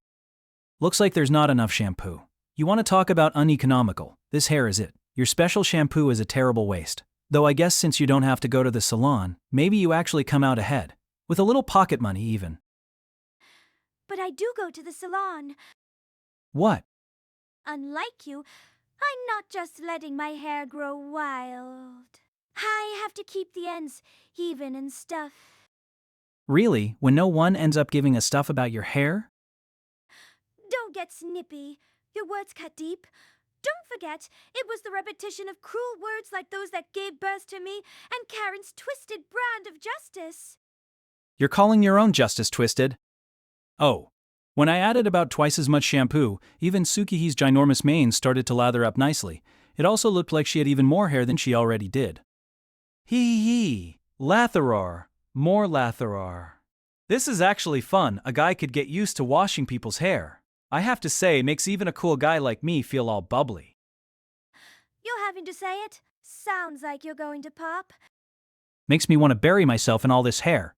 To be bound, hand and foot in your hair. That's a little too kinky. I'd flee this bathroom at top speed. I'd be willing to accept defeat. You washed my body with your hands and fingers. I want to wash your body with this hair. Don't you damage it. I'll end up with a ton of split ends. Just its length makes it a lot more susceptible to wear and tear. If you're going to do it, at least use your own hair. I bet if you wrapped yourself in all this hair, you could walk down the street totally naked. No one would know.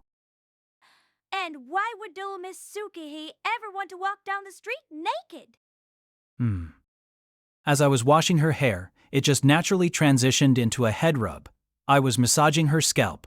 Now I understood what she meant about holding someone's life in your hands. Now I saw why she liked it. It does give you a full-on sense of superiority.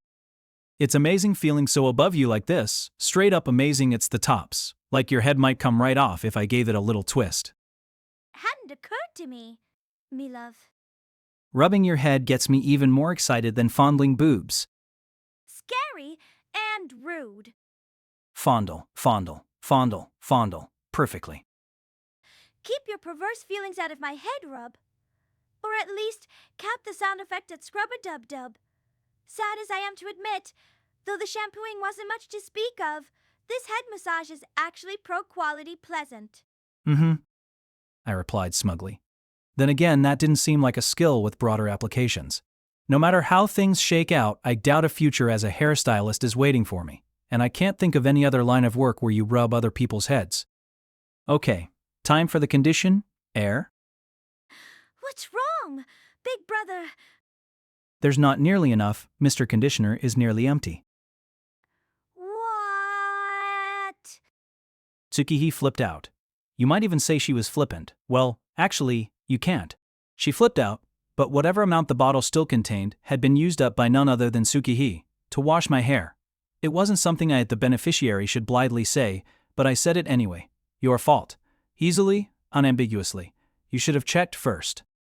I don't care whose fault it is. I think we can all agree that what's important here is that my hair is going to be a mess. That Precure is going to die. Precure is going to die? That is a big deal.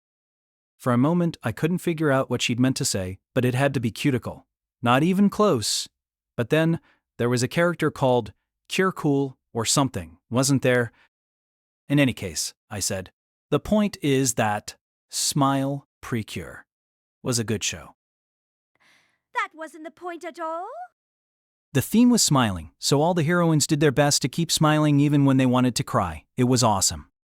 I don't want to hear about your fetishes, big brother. I don't care about your smile fetish. Just let a smile be a smile. Then there's Kenji Miyazawa. What? Quit changing the subject. Kenji Miyazawa asked his students what the longest word in the English language was, and the answer was smiles. Because there's a mile between the first and the second one. So true. I hope he got some good smilage out of it, too. Pretty funny guy, this Miyazawa-san. Don't call our great poet Miyazawa-san. Show some respect. I said san, didn't I? Which oddly sounds too familiar. It's strange, huh? That adding san sometimes feels more intimate, not less. Definitely. With Miyazawa-san, dropping the honorific actually feels more respectful. What's that all about? Seems like it'd be interesting to try and figure out the criteria for that. Maybe, but it might just have to do with whether or not you know them personally and whether or not they're still alive. As I said this, I turned on the shower head and rinsed the lather out of Tsukihee's hair. Okay, all finished. Now let's wash that body. With your hair. Were you even listening? Tsukihee's temper flared, and she blurted out the first retort that came to her. What are you trying to do to this hair of hair? Ruin it? Hair of hair? Head of hair. Me. My beautiful tresses. She shrieked in my face. Her delivery lacked a certain je ne sais quoi, was wanting in panache. But what choice do we have? I demanded to know. We're out of conditioner, and I want to wash your body with your own hair. The second one is just your preference. We definitely have a choice. Well, when you put it like that, I can't deny it. You're a perspicacious one, I'll give you that. Sukiherko Poirot. Just put something on it. Anything. That gives me an idea. I removed the cap of the virtually empty conditioner bottle and used the shower head to spray in a small amount of hot water. Then, replacing the cap, I shook the bottle, for all the world like a classy bartender, to get it properly mixed. In my mind, I was wearing a vest. What are you doing, big brother? Well, the bottle may be empty, but there's gotta be some conditioner still stuck to the walls, and watering it down should supplement it enough to cover your hair just this once. Stop it. That's something a poor person would do. A poor person? To hear that kind of bourgeois talk coming from my own sister, I was shocked. I couldn't believe my ears. When had she become so arrogant? But then I realized she'd always been that way. No doubt about it. I guess anyone could have inferred that aspect of her since she'd gotten an obviously expensive conditioner to use just for herself. I'd rather let my hair take its course and end up looking like a Super Saiyan than act like a pauper.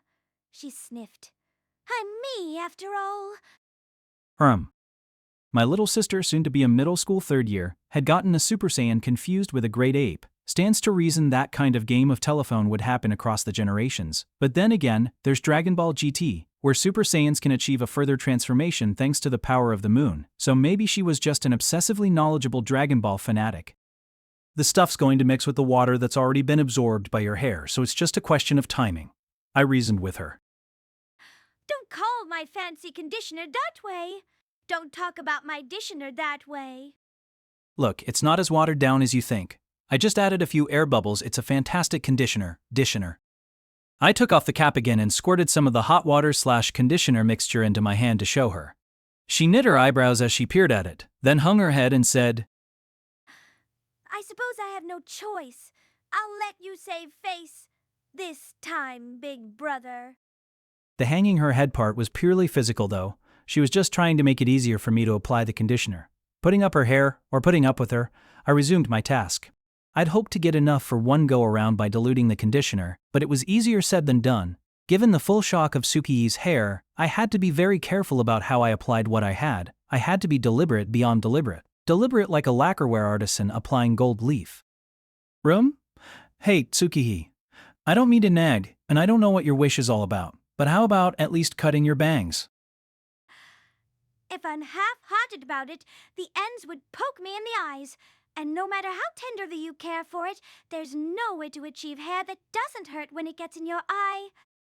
I see. I didn't. But that kind of question is a boomerang, big brother. You know, your bangs are plenty long too, so right back at you. For some reason, mine don't bother me. Speaking of bangs, Tsukihi said suddenly, as I massaged her scalp. Nadeko's out of the hospital. Yeah? Glad to hear it. You're not as excited as I expected. I thought you'd do a little dance of glee. Tsukihi turned around a little to look at me. Her expression was sincere. A naked dance of glee. As if. I thought it'd be a cinch to get you to do a naked dance. I specifically waited until we were in the bathroom to tell you and everything. Don't add some frivolous writer to such a serious subject. Yes, sir. Anyway, she's out. Huh. What else could I say? What else did I have the right to say? I was certainly glad she was out of the hospital though. Not that I could ever face Sengoku again. But I was glad anyway. Somehow I was able to be. Big brother! What? Ow! Are you trying to crush my head? I like a vice. Ow! Oh, sorry. I guess I was overdoing it. You probably don't want to hear this from me, which is exactly why I'm going to say it. But haven't you taken on too much? You are overdoing it. Nadeko wasn't your responsibility or your problem. Tsukihi was talking like she knew it all, but in fact, she didn't know the truth about Nadeko Sengoku and her mysterious disappearance for the past few months. While I wouldn't say my sister wasn't involved in any way, it was hard to say she was, which is exactly why she could say something about it. I guess she could say something that I didn't want to hear. It's fine, she said. Nadeko's been a lot livelier lately. She's cheered up some, gotten more optimistic. Really? That's great. She even laughs sometimes. That's even better. Things really were looking up, to the point that I didn't need to worry anymore about not seeing that face, that smile, ever again. You should go see her sometime. She's laid up at home, and you'll be busy with exam prep for a while, so it might be tough. Tsukihi said this in all innocence. Knowing nothing, if she'd been speaking with full knowledge of the situation, it would have been scathingly ironic. But, for better or for worse, Tsukihi Arati is a frank, straightforward person, so I can't imagine her saying something like that on purpose. And yet there was something that still concerned me. Concerned me so much, I was still something of a wreck. It was impossible for me not to worry about what Nadeko Sengoku might have told Tsukihi Aragi regarding Koyomi Aragi. It wasn't a question of a lack of closure. But the word regret didn't even begin to cover it. Still, Nadeko talked a ton of shit about you. Big brother, what did you do to her anyway? Seriously? What? No, I was kidding. Some joke. The timing was positively scary, almost like it was guided by a divine hand. Right. Well, I suppose that problem remains, I muttered. Nadeko Sengoku had left the shrine, and her disappearance had come to an end, which was, of course, a good thing. A fabulous thing. But that good, fabulous thing also meant that the town was spiritually unstable again. That was the problem I was referring to. I didn't know all the particulars in perfect detail myself, but in any event, Kita Shirahebi Shrine was once again a hollow vacuum. Not resolving that issue, or at least trying to do something about it, meant endless trouble for our town, and I had to admit that I was reluctant to move away and leave my little sisters behind with the problem as it stood. Even if I couldn't fully solve the problem, I at least needed to bring things back into balance. Balance? That's not really my job though, is it? Job. I thought I'd muttered the words under my breath, but as if she'd heard my whole inner monologue, Tsukihee responded. It's not your job. My heart skipped a beat. Was it synchronicity or a psychic connection between siblings? No, it seemed to be nothing more than a coincidence since Tsukihee continued. You're taking on too much, big brother. Returning to her previous topic, you can't fix everything on your own. Some things you've just got to let go of. Some things you've got to leave be. Know your limitations. It's okay to let other people handle things sometimes. You know, you're too concerned about Nadeko, about Karen, and about me too. Huh. So that's what she wanted to tell me? And she hadn't just picked up on it because I'd brought up Karen's abilities, she seemed to have sensed it for a while. Sensed that I was using graduation and my exams as a chance to take care of a bunch of things, to solve them, to settle some accounts, that I was trying to wrap up some things that I'd let go, things that I'd fudged. Or I'll just speak for myself, I will manage somehow. After Karen graduates and I'm alone at the middle school, I know I'll feel off balance, but I'll manage somehow, in my own way. So you don't need to worry, okay? It's fine. Everything's A, okay? And Karen'll manage too, of course. We'll all manage somehow. Even not Dako. So for now, you should just focus on the exams staring you in the face. Just moments ago, I'd wanted to admonish my little sister for only paying attention to what was right in front of her, to get her to think more about her future. For her to tell me to focus on the now, what could I say? It wasn't funny, but it didn't piss me off either. Didn't make me want to throw it back in her face. I definitely was taking on too much, and couldn't fix everything on my own. There were limits to what I could do. In fact, there were things I hadn't been able to fix. With Hachikuchi, with Sengoku, nothing would have gotten done without help from the experts. In fact, was there a single goddamn thing this past year that I'd managed to fix on my own? When I tried to count them, there was nothing to count. Even with my exams, and the graduation on which they hinged, I hadn't gotten anywhere on my own. So yes, she was right. I'd taken on too much. She was absolutely right. I'd spouted some line about the duties of an older brother, but sensing your duty doesn't necessarily mean being able to carry it out. There are times when you have to get help from someone else, times when you have to leave it to someone else. Tying up every loose end, by the time I graduated, by the time I left town, might be inherently impossible, but that didn't mean I could be irresponsible and just neglect everything. It isn't good to take on too much. But there are things you have to do, and things that you have to try to do, even if you know you can't. So how are things going with your exam prep? Big brother, 1 month to go. Think you'll manage? I think so, I guess, was the only reply I could give. Even if I didn't think I'd manage, that was the only reply I could give. A lamentable attempt at auto-suggestion.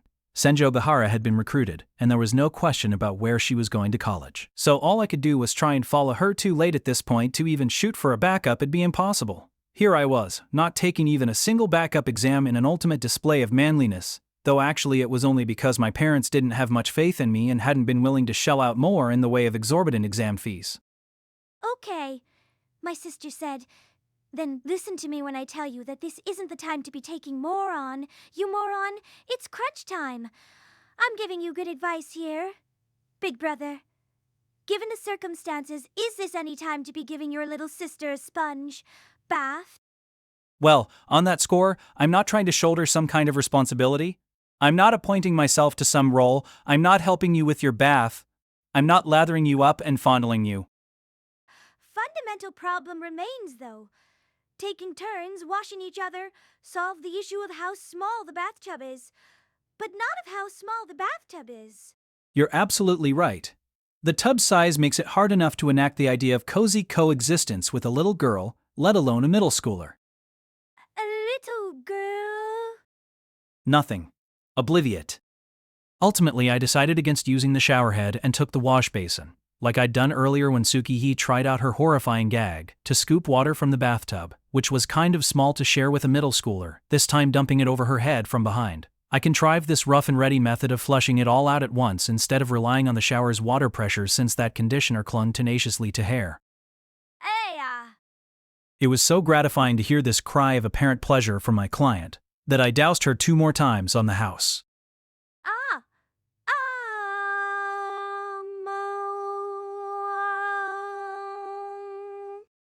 She seemed to be enjoying it.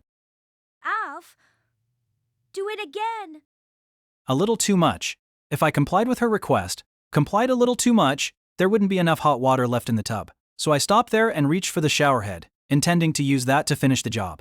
And as I did, I froze. There was a full-length mirror on the wall by where we'd been shampooing each other's hair, but up until that very second, it had been all fogged up and beaded with water, so that nothing could be reflected there, and nothing had been yet. As I was dumping all that water from the wash basin over Tsukihi's head, the spray had splashed forcefully onto the mirror as well. As a result, the moisture covering it was momentarily washed away, and reflected there was Tsukihi's naked body as she sat facing the mirror. A simple natural phenomenon, perfectly natural. But there was also something unnatural, no, supernatural. My figure, that of Koyomi Aragi, which should have been standing there behind Tsukihi, was nowhere to be seen. I had no reflection, just like the immortal aberration we call a vampire. The nail on my pinky toe that Tsukihi had crushed earlier in my room was still miserably, painfully split. Which meant that, at present, I was not in vampiric form. And yet, I had no reflection. How was I to interpret this? Whatever the answer, it was at the very least not a phenomenon I could approach with a cool head. Because this was happening for the first time since I'd become a vampire over spring break, but maybe bringing up all this stuff out of the blue will make you think I finally lost my marbles. Things having been weird ever since I went into the bathroom with my little sister. So, let me give a brief explanation. Over spring break, I was attacked by someone by something, by a vampire. A vampire, beautiful enough to freeze your blood. I was attacked by the iron-blooded, hot-blooded, yet cold-blooded vampire Kishot Aceralorian Hard Underblade. She sank her teeth into my neck, clung there like a leech. She possessed me utterly, and she sucked me dry, of all the blood, all the spirit I possessed. She wrung out my very being, then hung me out to dry as the vampire I'd become. I had mutated into an aberration. That was the end of Koyomi Araragi, the human being, and the beginning of Koyomi Araragi, the vampire, and those 2 weeks of spring break were hell on earth. 14 ghastly days. The upshot is that, as you can see, in the end I became human again. There were some lingering side effects, but I went from being a demon to being a person once more. What I had to give up in return was not insignificant. The price I had to pay was a heavy one indeed, but at any rate, if nothing else, at least I became human again. Happily, proudly, I revere Tsubasa Hanakawa like a second mother, like my own personal mother Teresa, because of the debt I owe her for saving me back then. But if I start in on that story, we'll be here all night, so shameful as it is. I'm going to skip that part for the moment. The hell came to an end. It came to an end after 14 days. Or I thought it had. Anyway. Of course I'm not trying to say that everything was wrapped up tight with a neat little bow on top, that there were no hard feelings and no more troubles waiting for me down the line. My experiences over that spring break became the catalyst for a catalog of catastrophes. But at least that single issue, of me personally becoming a vampire, well, that at least I thought had been sorted out. I thought I'd become human again, but if I had, then why the hell didn't I have a reflection? Isn't the lack of a reflection one of the primary characteristics of a vampire? Immortality, drinking blood, turning into a shadow, turning into mist, shapeshifting, flying, using bats as servants, and no reflection. No, reflection. Not appearing in mirrors. That made it seem like I wasn't a misbegotten half-assed vampire, but the real deal. Wasn't that the inescapable conclusion? What's wrong, big brother? I'd fallen silent without realizing it, and naturally enough, when I clammed up all of a sudden, Tsukihi sensed that something was wrong and nonchalantly turned to face me, with her eyes still closed, since I'd just been dumping buckets of water over her head, which meant she'd yet to notice my lack of a reflection. It would be a disaster if she ever did, so I took Suki's face, turned towards me as it was, in both hands, and held it there, not massaging it, holding it firmly in place. Reflected in the mirror beyond her, needless to say, was just her body. Just the nakedness of her developing body. My reflection, which should have been visible beside her nakedness, was nowhere in evidence. The wall of the bathroom was reflected instead, as if nothing stood there, just the towels on the towel rack affixed to the wall. Nothing else. No one else. What are you doing, big brother? Asked Tsukihi in consternation. And consternation seems like the reasonable reaction if your big brother grips you by the head when you idly turn around. However fast the wheels in there might turn, no other spin you could put on that turn of events. Well, if your wheels turn quickly enough, apparently there's one conclusion that might, in its own way, present itself. I see. It's okay. Big brother, go ahead. Tsukihee said, gently closing her eyes and puckering her lips. How is that okay? Would ordinarily have been my comeback, but under the circumstances I had no choice. The time had finally come to bring to bear on my little sister the old act by now so routine a part of Koyomi Aragi, that it has been granted citizenship of silencing her with a kiss. I squared myself. There. Now that I'd made up my mind, I didn't hesitate, since this wasn't a first serially enough, and moved to steal a kiss from my little sister, 4 years my junior. But at that moment fate intervened, the work of the sky tree perhaps. Oh, man, am I sweaty. Thanks for getting the bath ready, big brother. I'll come say a proper thank you afterwards. With that, the door to the bathroom banged open and a jockish girl, whose height rose to almost 6 feet traipsed, in buck naked and covered in sweat, clutching a towel in one hand. It was Karen Araragi. The fuck are you trying to pull? As befits a hand-to-hand combat specialist, she was freer of hesitation than I was. The second she appeared, she unleashed a spontaneous spinning jump kick, perfectly geared to the cramped bathroom, and sent both me and Tsukihee flying into the tub. In other words, the first bath was a cozy shared affair after all. Tsukihee's mental wheels may spin faster, but Karen spins faster in the body department. Yeah. Then the 3 Araragi siblings, Tsukihee and Karen and I, all got to know one another a little better as we took a bath together for the first time in forever, is not what happened next. Karen just threw me out. No, this is about a big brother's duty, compunction, point of honor, pride, story development. I attempted logical counterarguments, but she expelled me. Are you a moron? Use your common sense. Use your lack of common sense. Use your lack of common sense. That little nugget of constructive criticism fit me like a glove. While the older brother who'd been expelled from the bathroom was pathetically tragic in his own way, but compared to the girl who had to stay and get a serious earful from her older sister, I'd say he got off pretty light. Speaking as a brother, it was truly painful to leave Tsukihee alone, at the mercy of an enraged Karen. But, well, I had my own issues, and it was actually a favorable outcome to be driven out into the hallway where there were no mirrors. No, forget favorable. Things were pretty goddamn unfavorable for me at the moment. Hey, Shinobu, are you awake? Come on, wake up, Shinobu, I need you. Alone in my room, I checked the mirror in futile desperation, but no reflection in that one either, so I leaned in close to where my shadow fell on the carpet and called for Shinobu. Shinobu being Shinobu Oshino, the mirror specter of she who was once the vampire Kissy-shot Acer Alorian, Heart Underblade, the one who attacked me over spring break, now a little girl. An 8-year-old. In other words, she was, in her own way, no longer a vampire, but now, as I was now mysteriously manifesting the symptoms of a vampire, I feared that something was happening to her as well. Well, it was a totally realistic fear, since whatever else was going on, our souls were paired. Shinobu and I were like a single entity. The pseudo-vampire hidden in my shadow, she who dwells in the shadows, Shinobu Oshino. Shinobu. Gave no response at all, unable to determine whether this lack of response was basically a holdover from the nocturnal habits of her vampire days, or the result of something happening. My distress continued to mount. Shinobu. What's wrong, Shinobu? Rise and shine, Shinobu. Come on, you can't sleep all day. For no particular reason I tried imitating my little sisters, but as I feared, I got no reaction. Here I was, unexpectedly learning firsthand the hardships those two endure in trying to get their sleepyhead brother out of bed, vowing to leave off manufacturing weird excuses in my head, and to leap out of bed awake and refreshed from tomorrow on. I continued calling into my shadow. Shinobu. I've got donuts, Shinobu, your beloved Mr. Donut. Golden chocolate! For reals?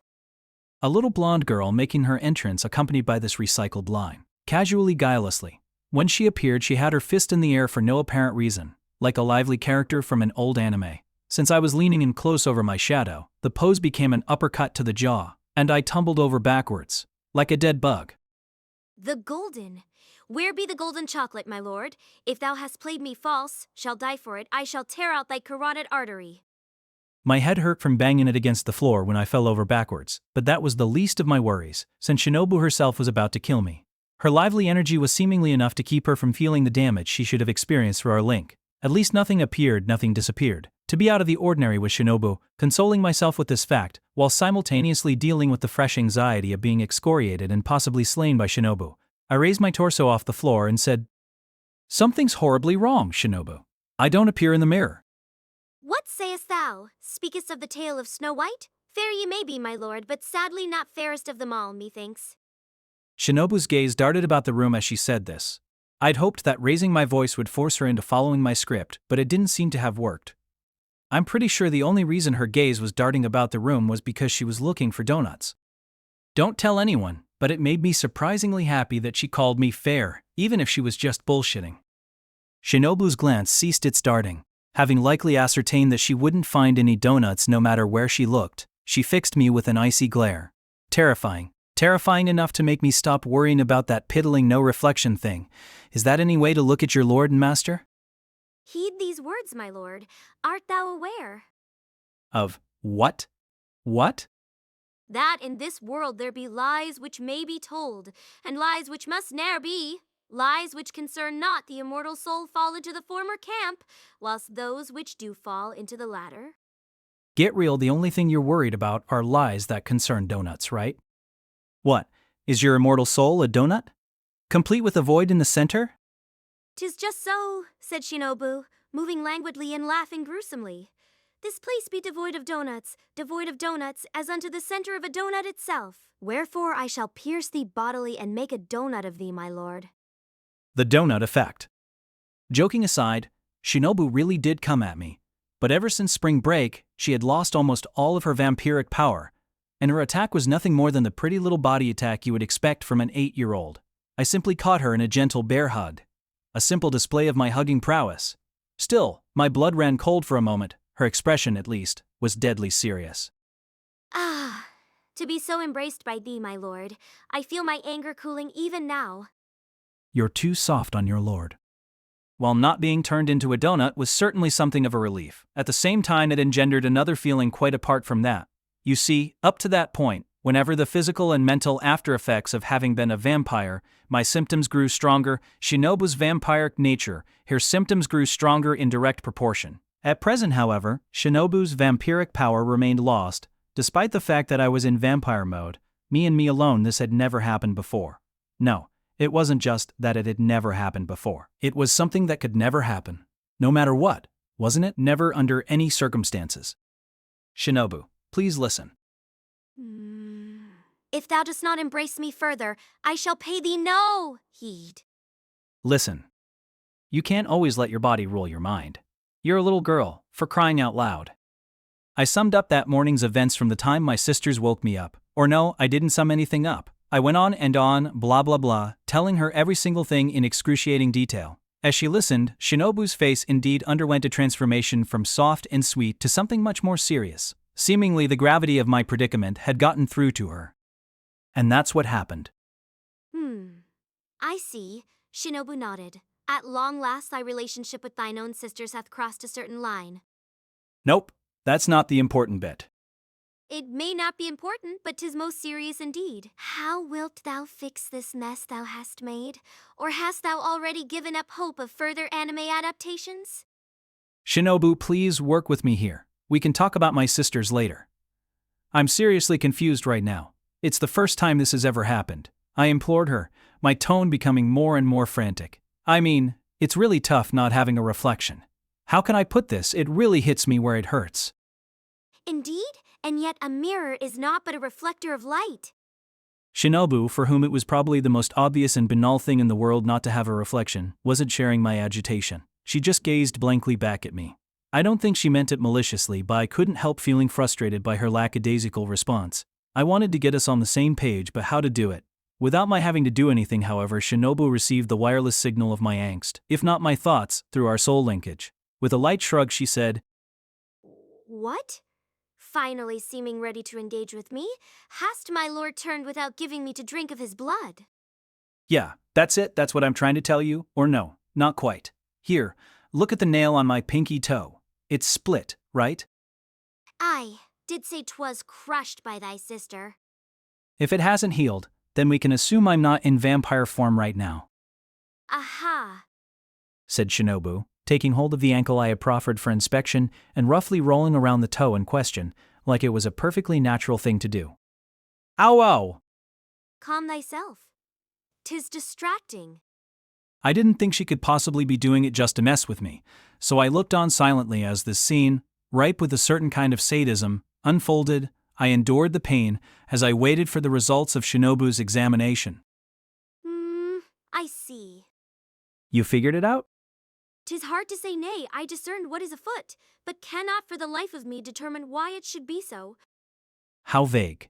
Not that I'd had my hopes up. From her reply, it didn't sound like she'd actually figured anything out. The matter would go no further than a little girl torturing my toe, and I wasn't about to let that happen. The only thing that would go down was my favorability reading. What the hell, Shinobu? If it's hard to say, forget about that part and just tell me what you discerned, and in a way, I can understand. Aye, so I shall, but first, my lord, said Shinobu, clothe thyself.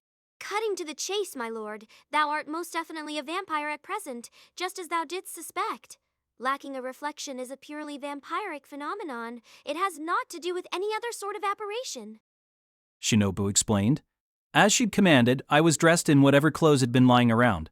What had been lying around or hanging on the wall, getting aired out, was my school uniform, which I wasn't wearing lately since I wasn't going to school. You might call my look naked uniform. Sexy? No? A vampiric phenomenon. But Shinobu, see for yourself my toenail. Quit thrusting it at me. I shall only torture thy foot once a day.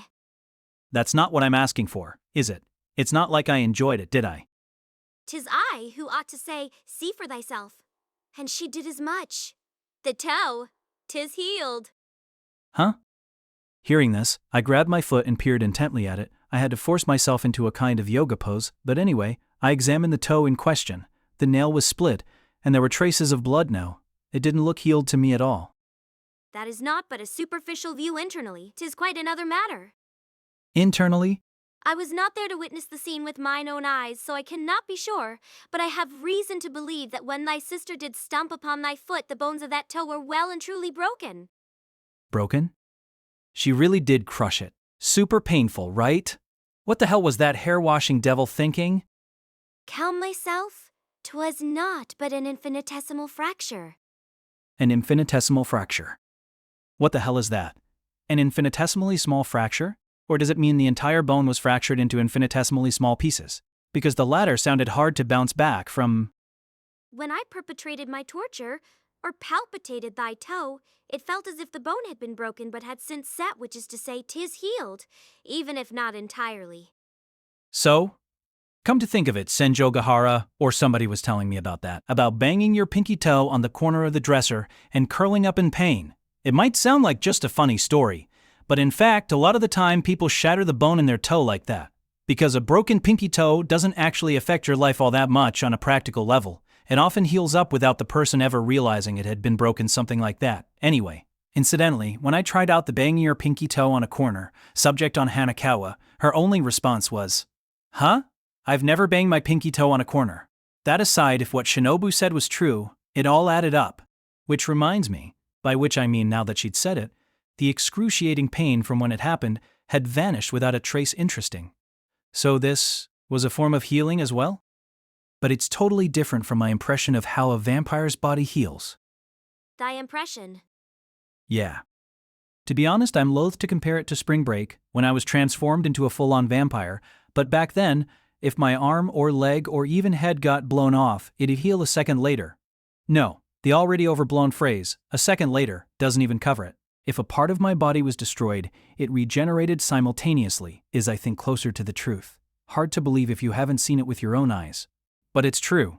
I know because I didn't just see it, I experienced it personally. The vampiric healing factor is, how can I put this? A batshit crazy, fucked up, out of control, jaw-dropping thing. Or at least I'd thought it was. Thou hast the right of it, but 'tis also true that no human being could heal a fractured bone in a mere hour. Yeah. Though with Karen, all bets were off. Not to mention Karen's sensei. Though never having met her sensei, I'm really just speculating on that one. Then I shall perform a simple test for thee. Proffer me thine arm.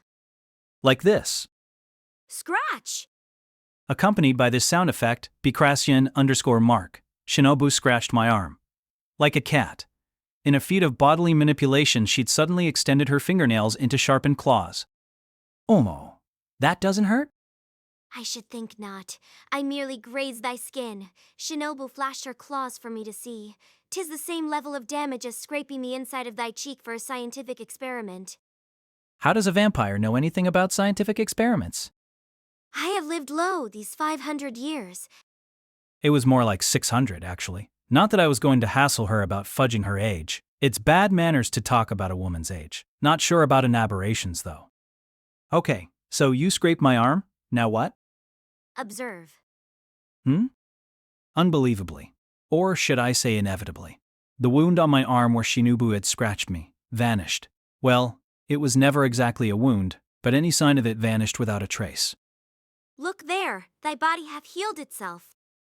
No question about it. Somehow the unimpressive healing of that unimpressive wound didn't sweep away all my misgivings, but there was no question that my healing factor, my physical regeneration, was somewhat enhanced. Nay, I know thy mind is not fully at ease, my lord, but be wary. I advise thee to draw those curtains closed. For should a vampire with such a meager healing ability be exposed to sunlight, he would be reduced to ash without even catching flame. Oh, aha. Shinobu's dire words filled me with dread. I rose and, contorting my body to keep it out of the sun's rays, closed the curtains.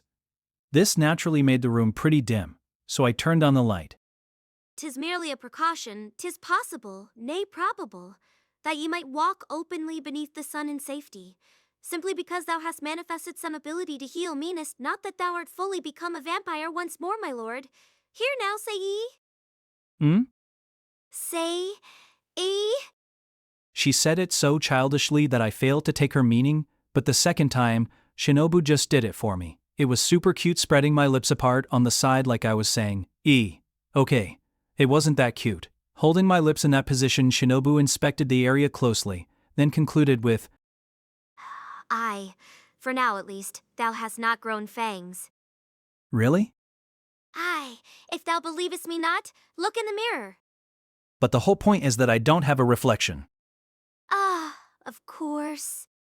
A smile rose to Shinobu's face. Give me a break. On purpose or not, it was pretty annoying, but also super cute. Then touch it and see, she suggested. Like this? Who told thee to touch mine chest? I'm talking about thine own tooth. Yes, ma'am. Her cool reaction made me feel like a plain old pervert. No, regardless of her reaction, I was a plain old pervert. And? It's hard, feels normal. 'Tis not a question of texture. Shinobu didn't seem too impressed that I'd remembered to throw in a nice little joke, even at a time like this. Well, it isn't pointed. My teeth are definitely regular teeth and very fine teeth at that, if I do say so myself. Let's see, what other vampiric phenomena can we check for right now? Why not try eating garlic for thy morning meal? I don't want to have such an intense breakfast. Wait, but if that tested positive, wouldn't I just keel over and die? Like as not. I'm not liking like as not. It was no joke. Sure, I was living a life where I might die at any moment, but I could never face my parents if I died just because I ate some garlic. Nor could I face Senjogahara, and not because of the garlic breath. Such experiments can be left for another day. At present, 'tis the most dire of scenarios to which we ought turn our minds. My lord, 'tis not a reality that thou might wish to face, but in my judgment thou art at present a half-baked vampire. If thou canst, and here Shinobu's tone turn serious, I ask that thou dost trust my judgment, lest we waste time in pointless investigations.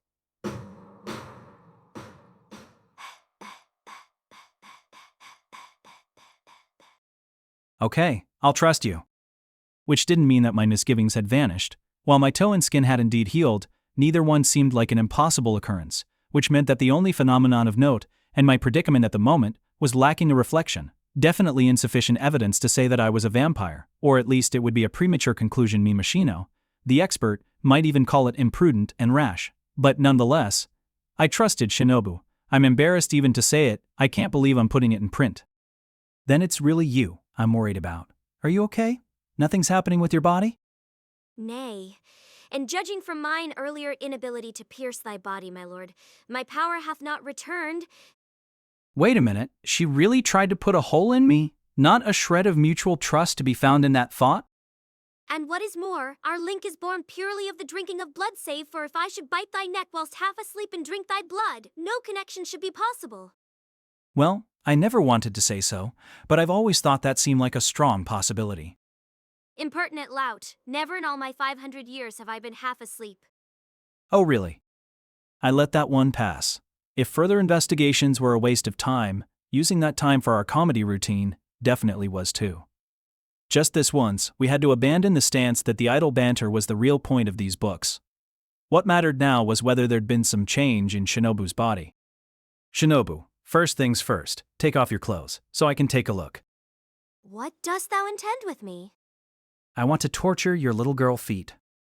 Thy sisters have not crushed them. Shit. Useless little sisters. They couldn't even manage to give her a little wound like that? I have ne'er even crossed swords with my lord's sisters, but that's it, said Shinobu, clapping her hands. The kind of clap where you slap your fist with your open palm? I know who to ask. Huh? Who? Well, 'tis certain that some manner of change hath been wrought upon thy body, my lord, and if that change is, as I suspect, some manner of vampiric phenomenon, would be best to consult an expert. Her arms crossed, Shinobu sounded strangely reluctant. At least it didn't seem like the attitude of someone who'd just been struck by a brilliant idea. By an expert? Do you mean Oshino? Meme Oshino? But we don't even know where to find him. Nay, I suspect this is outside that brat's ken, for had he harbored apprehensions that such might befall thee, he would most certainly have shared them with me. Shinobu wasn't overly fond of Meme Oshino, the parent whose last name she bore, the master who had bound her with that name. But judging from what she just said, it wasn't like she didn't recognize his competence. At least, she recognized that he wouldn't skip town if he knew there was still some kind of crisis lying in wait for me. In other words, in Shinobu's considered opinion, this situation was beyond Oshino's control. And of course I had no objection to that opinion. I agreed wholeheartedly. I know not how to grapple with thy circumstance, my lord, which means that neither would it profit us to turn to that Aloha brat for aid, even if we knew where to find him. He is naught but useless grime upon my boot heel. She recognized his competence, but apparently that was it. I guess she still hated him. Fair enough, but... Then who are you talking about? Who's this person you think we should ask? Thou knowest full well. When I say who with such a nuance, 'tis clear of whom I speak. Shinobu replied with real revulsion, far more revulsion even than when she spoke of Ashino, who was one of the main causes, one of the architects of her transformation from a bewitching beauty into a helpless little girl. I speak of Yotsugi Ononoki. My first encounter with Yotsugi Ononoki came over summer break. Thinking back on that incident, I have to be honest, she didn't make a very good impression on me. To put it plainly, we were enemies. What I mean when I say encounter is that we fought. It made sense that Shinobu seemed unhappy about her own suggestion, because she and Ononoki had an honest-to-God duel to the death that time. Or no, maybe it wasn't a duel to the death for Shinobu, but let's leave that aside for now. Yotsugi Ononoki was an expert specializing in immortal aberrations, including vampires, in fact. Onoki, But, strictly speaking, Onoki isn't an expert, is she? It's Yozuru Kugenui, who employs her as a shitigami, who deploys her as a familiar, who's the expert, right? It's unclear whether I understood that part correctly, but I'm pretty sure that was the deal. I somehow kept running into Ononoki since that incident over summer break, and our relationship had moved away from straightforward hostility, though her master Miss Kajiniwi remained very much my enemy. I'd heard rumors, but we hadn't come face to face. It was Shinobu who faced off against Ononoki, and it was me who faced off against Miss Kajiniwi in a one-sided massacre. She ran roughshod all over me, but let's leave that aside as well. Yachts, we hadn't Kajiniwi having cause to fee. Okay, well, it's definitely a good idea, though it's a real shame I can't say so with a smile on my face. Indeed. Shinobu's feelings seemed similarly complicated. Something seemed to be rankling her. An expert who specialized in immortal aberrations was, when you get right down to it, fundamentally her enemy. So, was it any wonder? Then again, during that summer break both Shinobu and I were nothing more than former vampires, having already lost our immortality, so they let us off the hook. What was it they said, something about us being certified harmless? Ononoki is one thing, but Ms. Kaganui, well, you know what kind of person she is, what kind of expert she is. If she found out I was manifesting symptoms of vampirism, you know she'd be eager to take me out. To that too, I say indeed, indeed. What else could I? And yet it cannot be that those two solve anything and everything by violent means. In fact, is not their central task their bread and butter, ye might say, to keep the peasantry from transforming into immortal aberrations and the like? Uh-huh. But either way, their services won't come for free. It's their job after all. Not gonna be cheap. Gonna be pricey as hell. Oshino had asked for 5 million yen. Thinking back on it now. What the hell was he doing demanding that much money of a high school student? At least, Ms. Kagenyui and Ononoki aren't like dramaturgy. And those other guys, I'm pretty sure they aren't. If they were, we'd be in trouble. Because once I'd become a vampire over spring break, those three did their level best to take me out and I was just Shinobu's victim. Shoot first and ask questions later. Though I guess that makes sense, since once you narrow down the field even further from immortal aberrations to vampire specialist, you had to start viewing all vampires as uniformly evil. Miss Kagenyui? I muttered. You're right. You're absolutely right. She's without a doubt the strongest person I've ever met, and I'm sure if we could sidestep our past hostilities and get her to step over to our side, she'd make for a reliable ally. Karen once said that Yuzuru Kagenyui might just about be a match for my sensei. At that point I could only guess at how strong Karen's sensei was from the many anecdotes she'd told me. But it struck me that her statement really said something about Yuzuru Kagenyui, that expert who avoids treading on the ground at all costs. When you get right down to it, Onoki herself is something of an immortal aberration. A zombie, more like. A corpse Tsukimogami. Or, to put it plainly, more a doll than aught else. A doll. Yup, that was about the size of things. Being a shikigami as she is, though she be most free for a shikigami, 'tis surely thanks to the nature of her master. As on Myoji are somewhat out of fashion of late, Shinobu added, though I doubted it had anything to do with what was trendy at the moment. A shikigami's level of freedom, I mean. So, what wilt thou, my lord? Good question. If you remove my personal feelings, if you remove the resentment, of course, and the fear, the chattering teeth, going to them for help was an excellent idea. It almost seemed like a made-to-order model solution. But at the same time, like I said, those two are really just Miss Kagenui, to be honest, had an extremely dangerous disposition, and she had what it took to back it up. To the point that even that most ominous of ominous villains, the swindler Deishu Kaiki, openly hated dealing with her probably, because that silver-tongued devil knows better than anyone the privileges enjoyed by those who can solve things with violence. One wrong word, and instead of helping me, she might just take me out though. If that's as far as it went, I guess that would be my just deserts, if things really went south and we rehashed the events of the summer. But, hang on a sec, Shinobu. I don't even know how to get a hold of those two. What? Shinobu turned an accusing glare at me. Seriously, those eyes really are something. Kagenui aside, ye joined forces with that Ononoki time and time again, and yet thou art ignorant? Why did ye not ask for her digits? Vampires don't say dig. It lacked dignity. Way too contemporary. It was like Oshino using email. No, I mean, Ononoki just isn't the kind of character who'd be walking around with a cell phone. I feel like she said something about not having one even for emergencies. Aberrations seem fundamentally unsuited to a technological civilization in the first place. Don't you think? Is she really such a delicate flower? Then our situation is a difficult one indeed. If we cannot reach her by telephone, is there some other means we might employ? I wondered. Modern society's headlong rush towards increased connectivity, in the form of cell phones and email and whatever else, made it increasingly difficult to get in touch with people who chose not to rely on such tools. Or maybe we just surrendered to convenience and let those skills atrophy. It would have made things a lot easier if something like Monster Mail actually existed, but it didn't. So yup, it seemed like getting in touch with Miss Kagenui and Onoki would be just as tough as finding Oshino, now that he'd skipped town. What of Kaki? Could we not contact him? Mayhap he could put us in touch with Kagenui? You can't be serious.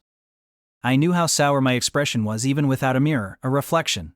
Sure, that swindler was more cell phone savvy than your average youth, but he'd used that savvy to pull a massive outrageous con on the people of this town. Well, yeah. Though I obviously don't have Kaiki's digits, there's a good possibility that Senjo Gahara would know how to get in touch with him, even if she didn't have them either. But that's a last resort, or a resort I wouldn't even use as my last, Miss Shinobu. Refrain from calling me miss, and wipe that pathetic look from thy countenance. 'Twas clearly said in jest. However, noted Shinobu, that leaves but one candidate. It does? Who else is left? Oh, you mean Hanakawa? That lass is indeed sagacious, but she is no expert. 'Tis rather Gain to whom I refer. Gain. Izuko Gain. Is she not the ringleader of these experts? Izuko Gain. Right. Now that Shinobu brought her up, I realized she was the first person we should have thought of, Oshino and Kaiki. And even Miss Kigenui referred fondly Procashin_Merc to her as Gain-senpai, an expert among experts, and very much their ringleader. She'd saved my skin before, and we'd also joined forces, and she carried plenty of telecom devices. It seemed like she carried 5 or 6 of the things in her pockets, from feature phones to smartphones. I wonder, though, I find myself feeling more and more reluctant to ask her for help. Ms. Gain's a good person in her own way, but I know everything. She's the type who can make a declaration like that with a straight face and no hint of shame, and rashly relying on her for help could lead me to a horrible end. If Miss Kigenui was scary for being so violent, and Kaki for being so ominous, then Miss Gain scared me by being too clever. Indeed, 'twould be no surprise for one who seemeth to know everything as she does to know a way to tackle the problem which now besets thee, and yet I cannot counsel thee to rely directly upon her. Even if 'twas not said in jest, 'twas none the less said merely to try the idea on for size. Therefore the most amenable option available to us at present is to send word to Gain and ask to be put in touch. With ever the most amiable option of apparates, therefore the most amenable option. Okay, I've got no objections, and reached out for my cell phone where it was plugged into the charger. Domo arigato, Shinobu. 'Tis not a question of thanks, 'tis a question of donuts. I guess she bore a grudge. Her love of donuts was just too deep. Not just deep, almost dark. I picked up my cell phone.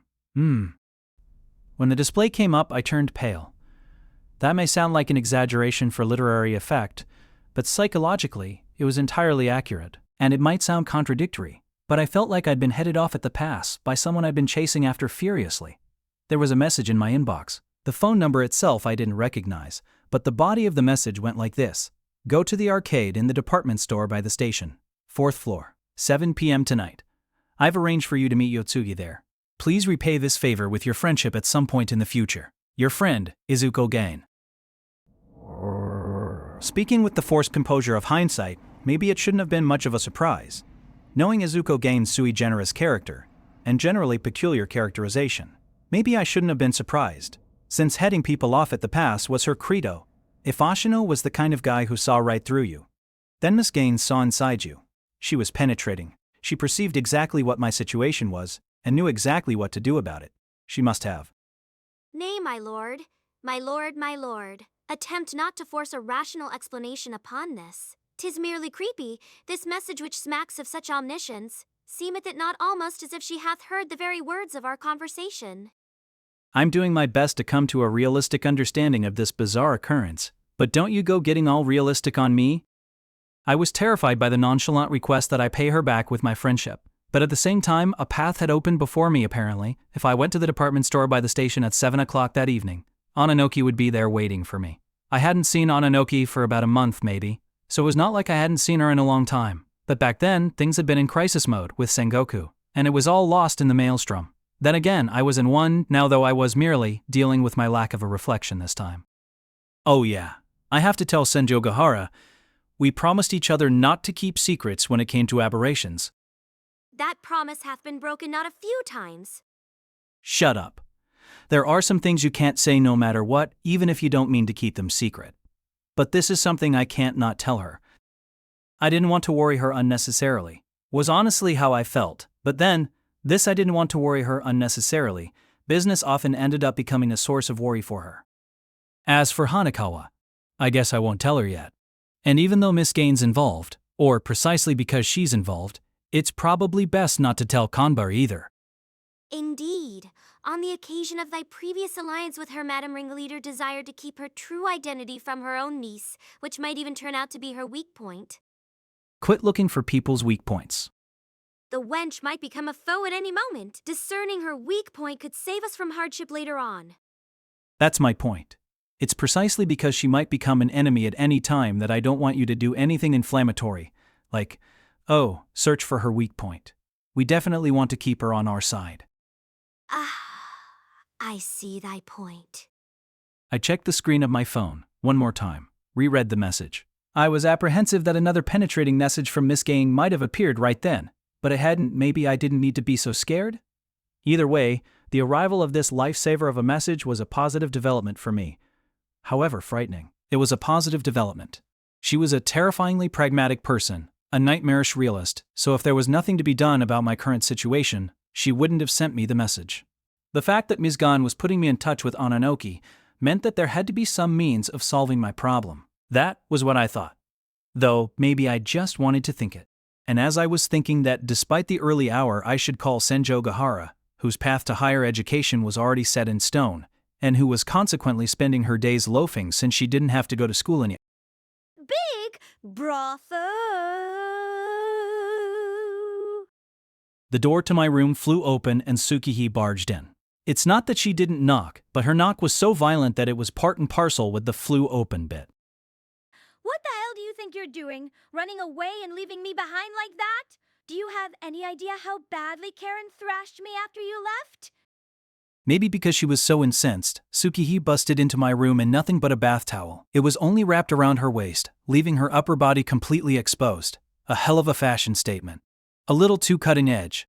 Shinobu was used to my sisters barging into my room like that, so she dove instantly back into my shadow. What? Why are the curtains drawn? Big brother, you becoming a shut-in. Oh, were you planning to go back to sleep? As if I'd let that happen. No. The sunlight was just too bright.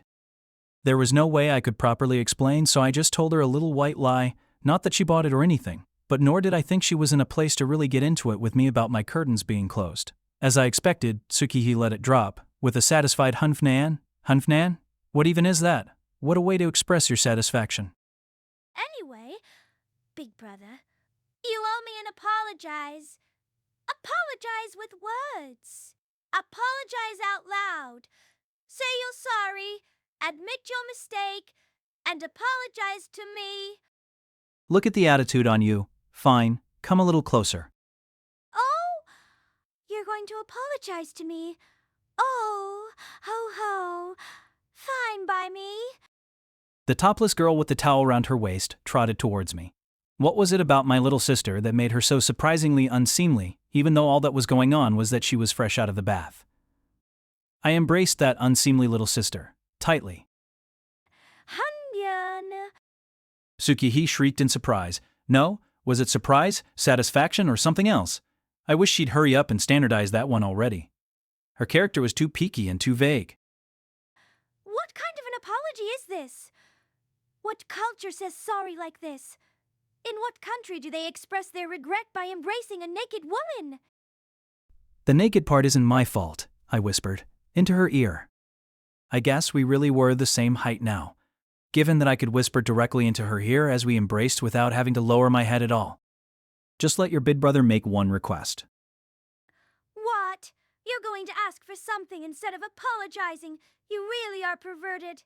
Look down your shirt and spell attic. That wasn't how it was supposed to go. My melon's gaff notwithstanding. Just consider yourself lucky that what I want entails a request and not a demand. Did you say want and tail? Tsukihee, listen, okay? I want you and Karen to stay at Kanbar's place tonight. Huh. Tsukihee looked taken aback like I just said something totally nonsensical. No, from her perspective I had said something totally nonsensical, so her reaction was right on the money. What's going on?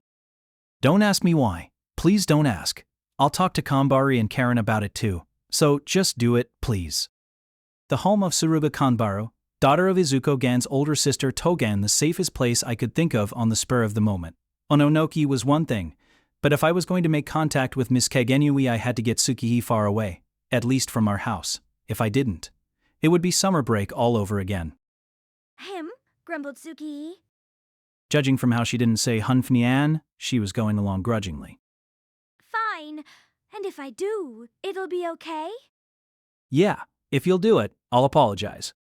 Still embracing her, I said in the present tense, not the past tense. Sorry I'm doing this to you. But I really blew it. I was a fool, because given what was to come, I should have apologized for something else entirely. Night fell. By night I mean the time after the sun goes down.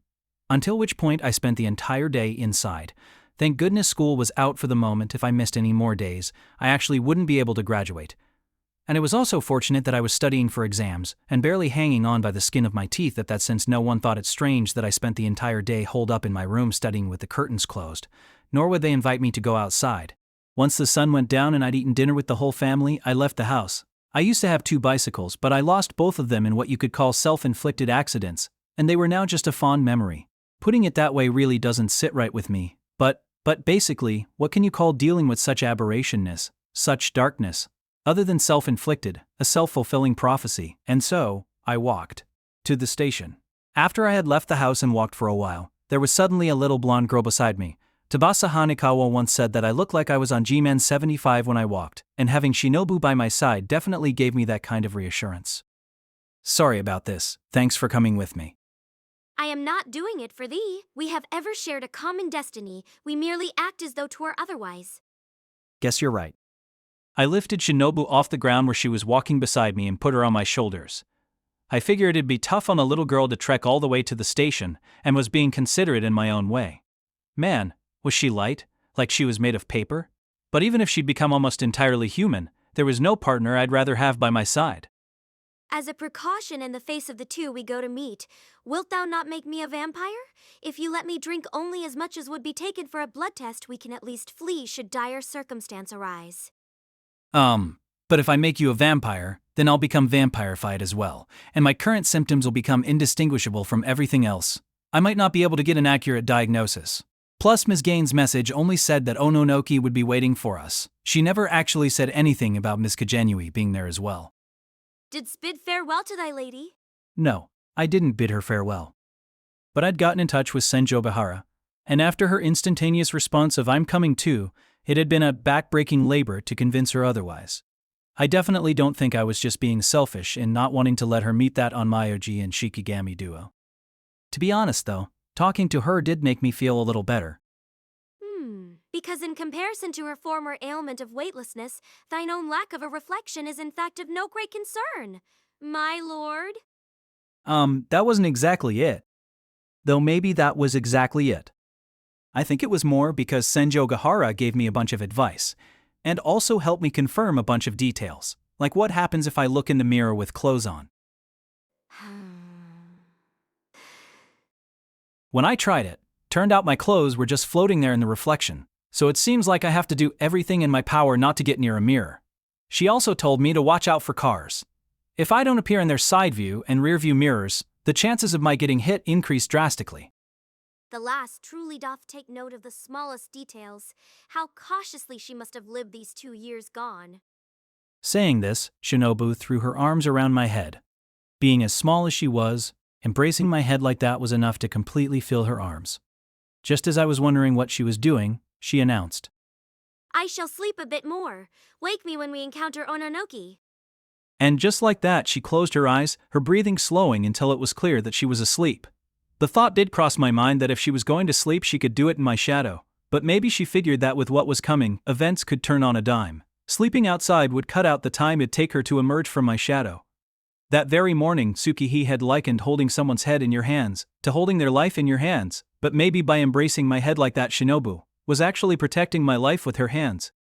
Now then, I've heard that in order to develop a refined posture, aristocratic young women practiced walking with a cup of water balanced on their head, and this was something close to that. Don't spill the water, don't wake Shinobu. And so, walking with my most refined posture, I arrived at my destination, the department store near the station, at 6:55 p.m., just before the appointed time, though depending on how long the elevator took, I might actually end up being a little late. Picking up my pace, I entered the building. I thought maybe it'd be faster to take the escalator or run up the stairs. Running up the escalators would be quickest, but they're not for running. So I chose the stairs. Not that you're supposed to run up the stairs either, but I couldn't keep Ononoki waiting. I'd probably be out of breath after racing all the way up to the 4th floor, but while some people might be taken aback if the person they were waiting for showed up all out of breath, that wasn't a concern with Ononoki. She would let it go expressionlessly as always. Guaranteed. She said the arcade. Right. The arcade. The arcade. Is there even an arcade here? Wait, it was ringing a bell. A while back Kambara was telling me about this game Love and Berry that she was addicted to, and I could swear she said it was this department store where she played it. I arrived at the 4th floor and began wandering around with that recollection in mind and hit pay dirt almost immediately. Since it was in a department store though, it was tiny, just a place for parents to put their kids while they shopped, patterned after an arcade but really an arcade in name only. In that sense you could say it was a fitting place for a rendezvous with Ononoki. Plus it wouldn't be weird to have a little girl like my partner Shinobu with me. Hun, she's not here. I got there at 7 sharp, but not only was Ononoki not there, there wasn't a soul in sight. Of all the empty. I did exactly like Miss Gaines said, followed her instructions to the letter. I started to worry that maybe Ononoki had gotten into some kind of trouble, but that somewhat paranoid concern vanished when my eyes fell upon the game next to a Love and Berry-like cabinet. It was what they call a UFO catcher, the kind made famous by Toy Story, though they would probably be famous even without Toy Story. The kind where you put in a coin, move the arm, and try to pick up the prize, and all alone, inside the glass case. Was Ononoki, her legs splayed out in front of her, like a doll. Not even a twitch of movement like a doll thing's. Huh? Wait, it was Ononoki? Wasn't it? It had to be Ononoki, didn't it? How did she end up as the prize inside a crane game? I wondered, approaching the machine. Easy now. I was trying not to transmit my impatience to Shinobu who slept atop my shoulders. Easy does it now. Ononoki. I tried rapping on the glass but no response. No response. No expression. No emotion. It was weird, she looked like a real figurine. No, a figurine is an imitation of the human figure, so maybe calling. Something, a real figurine is itself weird. Plus, Ononoki was always expressionless and emotionless and unresponsive, so her lack of response didn't prove anything. Yotsugi, yo Yotsugi, I. No response. Yahtzee. No response. Maybe they just produced a figure of her and I'd missed it somehow. But this was life-size. Big enough that if we were talking Ichiban Kuji Premium, it'd be the last one prize. It seemed like there was nothing for me to do but play the game. I took my wallet out of my pocket. I didn't think I'd be able to do it with only 100 yen, so maybe a 500. Nope, don't have any. Okay, gotta break 1,000. I went over to the change machine to break a 1,000 yen bill into 10 100 yen coins, and then hurried back over to the UFO catcher.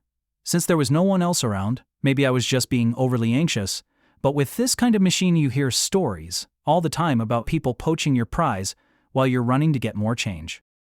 Though I've never really played this kind of prize-type game myself, I wonder how it works.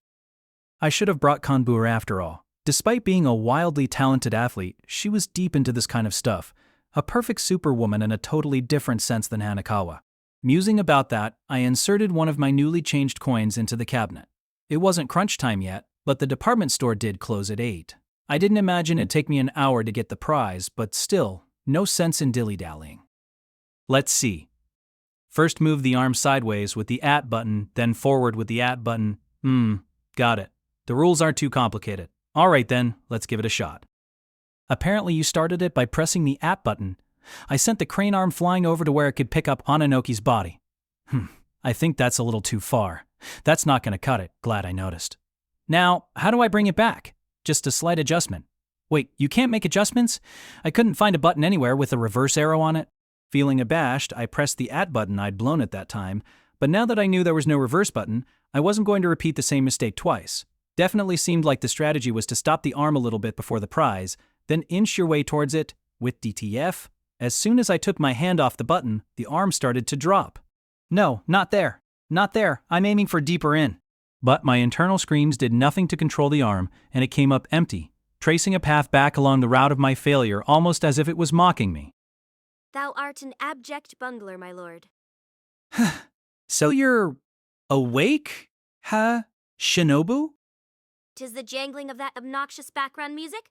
My lord's head is indeed a comfortable pillow, yet the constant racket renders it inferior to my usual place of repose. Did she mean my shadow? Treating someone's head in shadow as nothing more than beds? She might have lost her vampiric power, but her haughtiness still knew no bounds.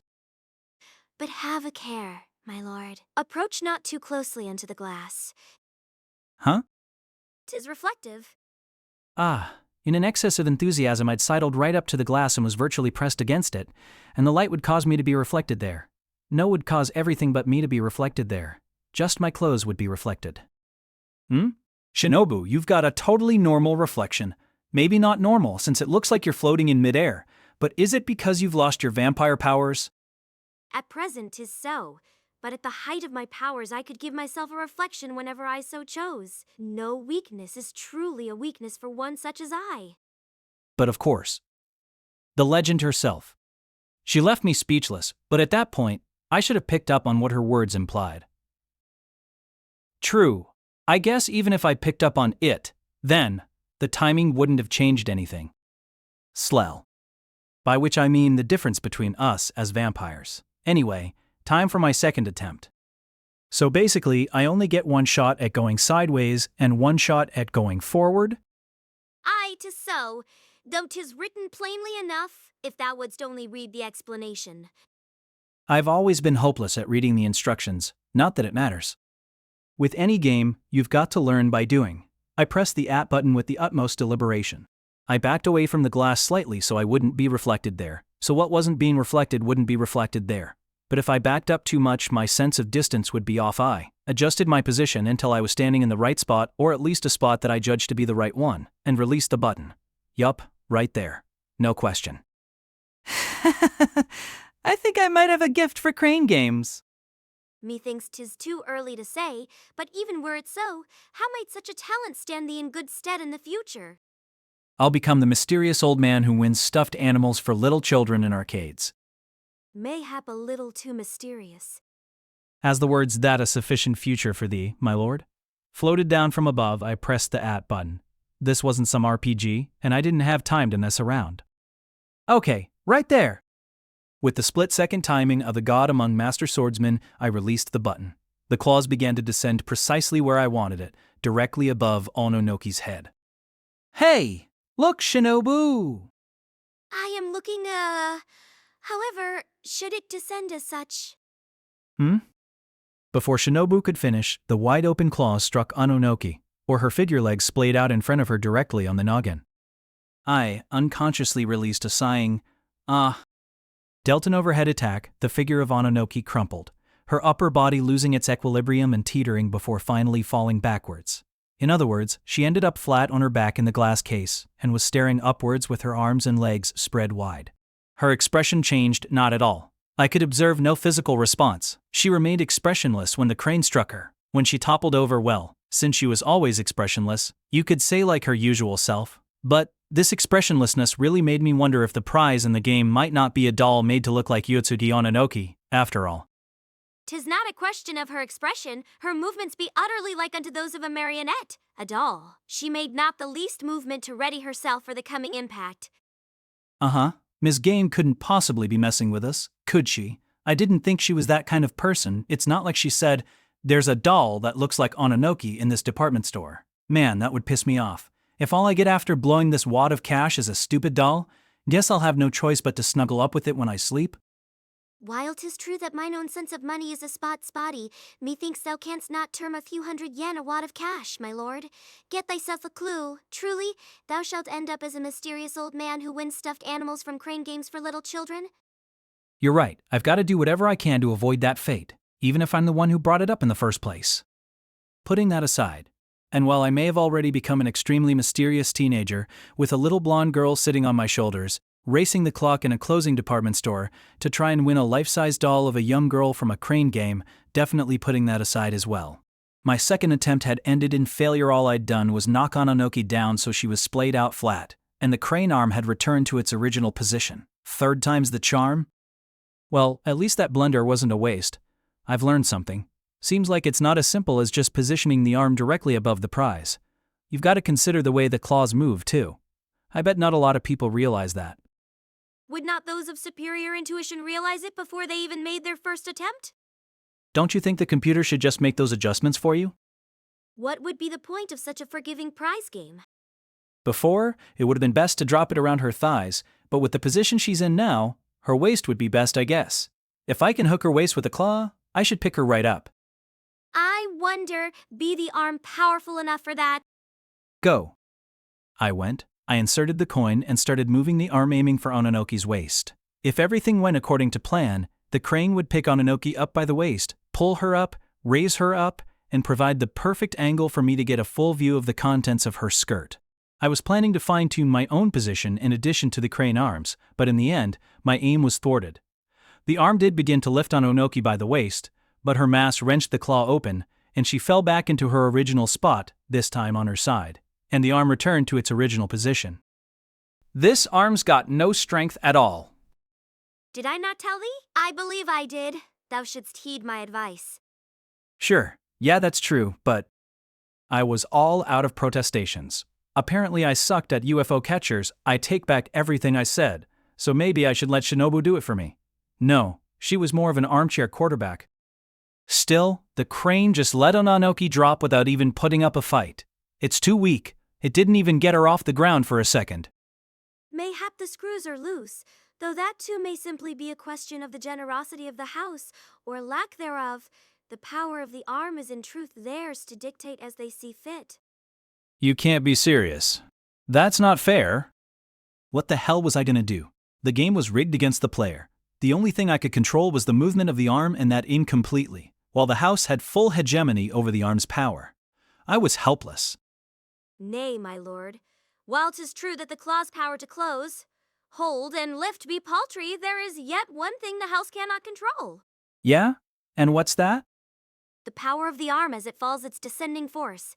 Erst struck Ononoki from above, did thee not? And that had, if nothing else, the requisite force to alter the lass's position. And?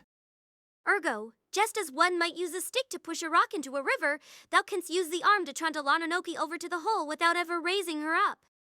That might be a feasible strategy for a UFO catcher, but Shinobu's phrasing made it a cheat without an ounce of affection for the doll in question.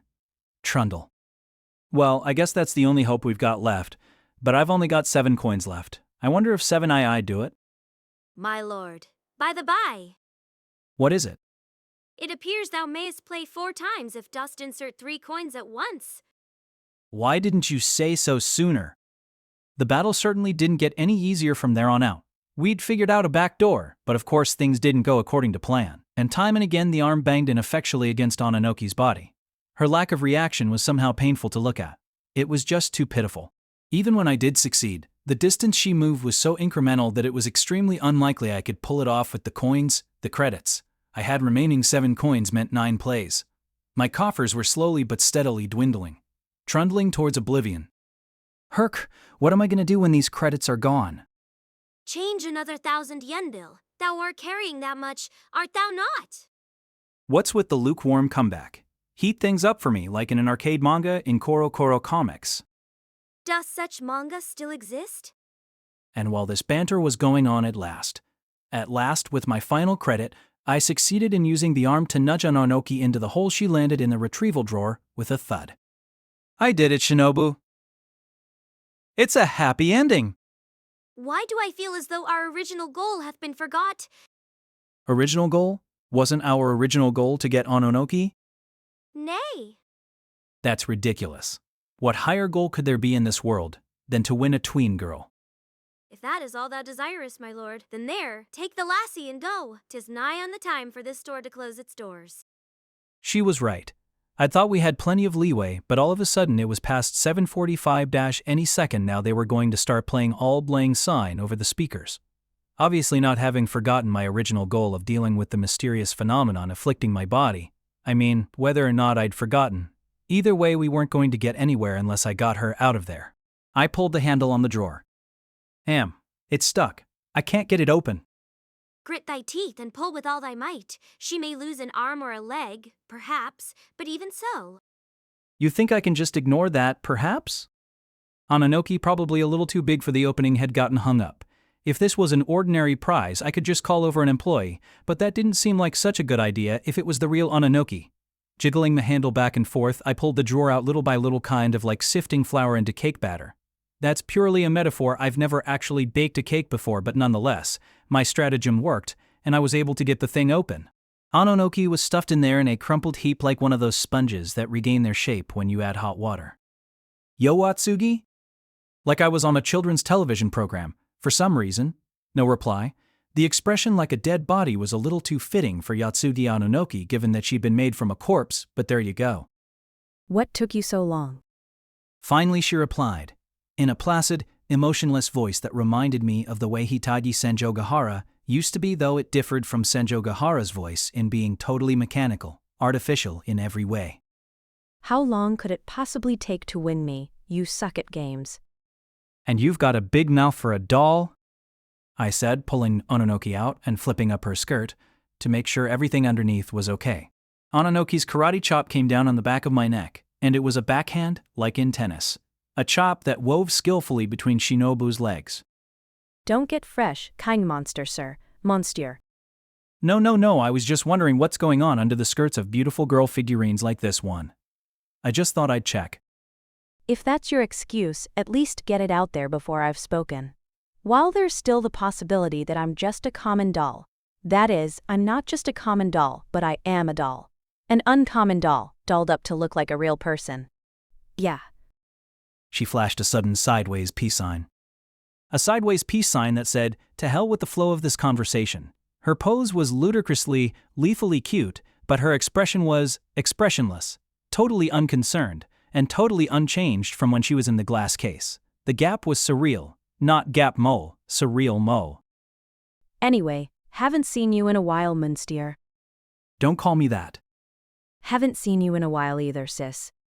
Ononoki said, raising her gaze from my face to the space above my head, where I imagine it came to rest on the little blonde girl riding on my shoulders. Address me not as sis. What meanest thou? What thinkest thou our relationship to be? I apologies. I'm not ashamed to admit that I forgot what our relationship was like, ma'am vampire. 'Tis more like it, thou forgetful lout. Spat Shinobu. I guess that first impression had been seriously negative, and Shinobu's attitude towards Ononoki was severe. The little girl really knew how to hold a grudge. While we're on the subject, the tween girl standing before me didn't hold on to much of anything. That is, her character was unstable. I knew as much from the time we'd spent together up to that point, but her personality was totally indefinite. Blurry as all hell, although she did have something approaching a characterization every time I saw her, or it appeared that way. Anyway, but it could diffuse at a moment's notice, evaporate like mist, and transform into something else entirely, which in a sense just marked her as an aberration, and maybe blurry wasn't a very precise way to describe her. Now then, what the hell kind of character was she at the moment? Seemed like she had an acid tongue, or a bad attitude. Ah, I don't suppose Ononoki. Miss Yotsugi, Ononoki. What is it, monster? Kind monster. Too much monster. Aren't you playing Dr. Kawashima's monstrous training? Since I'm studying for exams, I do have an interest in the game, but forget the monster connection. Don't connect us. Anyway, I don't suppose... I brought the conversation back around to my baseless supposition that you've seen Daishukaiki recently? Hey. Ononoki replied with a calm nod. Interesting. Miss Kagenui had told me that the key in Ononoki came from Kaiki from that ominous swindler's name. This was apparently because he'd had a hand in her production, but I didn't know much more than that, so my conjecture had been more or less pure guesswork. But, to my surprise, bingo. Not that it was a bingo I was pleased by, quite the opposite. That swindler exerting his malign influence on this innocent young girl. Well, fine. I'll let that go for now. Influence was nothing but influence after all. Even a malign influence was still just influence. Light years better than the man himself. Haven't seen you in. It actually hasn't been that long, has it? Ononoki. You're right. How long's it been, I wonder? And since the three of us were all together, oh, yeah, when Snail Girl. Ononoki cocked her head. Not in response to her own insensitive words, seemingly, but that time that brought together the little girl and the young girl and the tween girl, was definitely very memorable. In various senses. In many senses. In every sense. Very memorable indeed. Well, we've got a lot to talk about. But this is no time for chit-chat, is it, Monsieur? I'm not here to hang out with my friend this time. I'm here on business. I'd forgotten. Sorry. Ononoki. I was secretly thrilled that Ononoki casually made it clear she thought of me as a friend, but it pretty much turned to ashes in my mouth with that last I'd forgotten. I guess I'm a forgettable friend, I thought, but it was definitely true that this time around, we weren't just hanging out and eating ice cream together.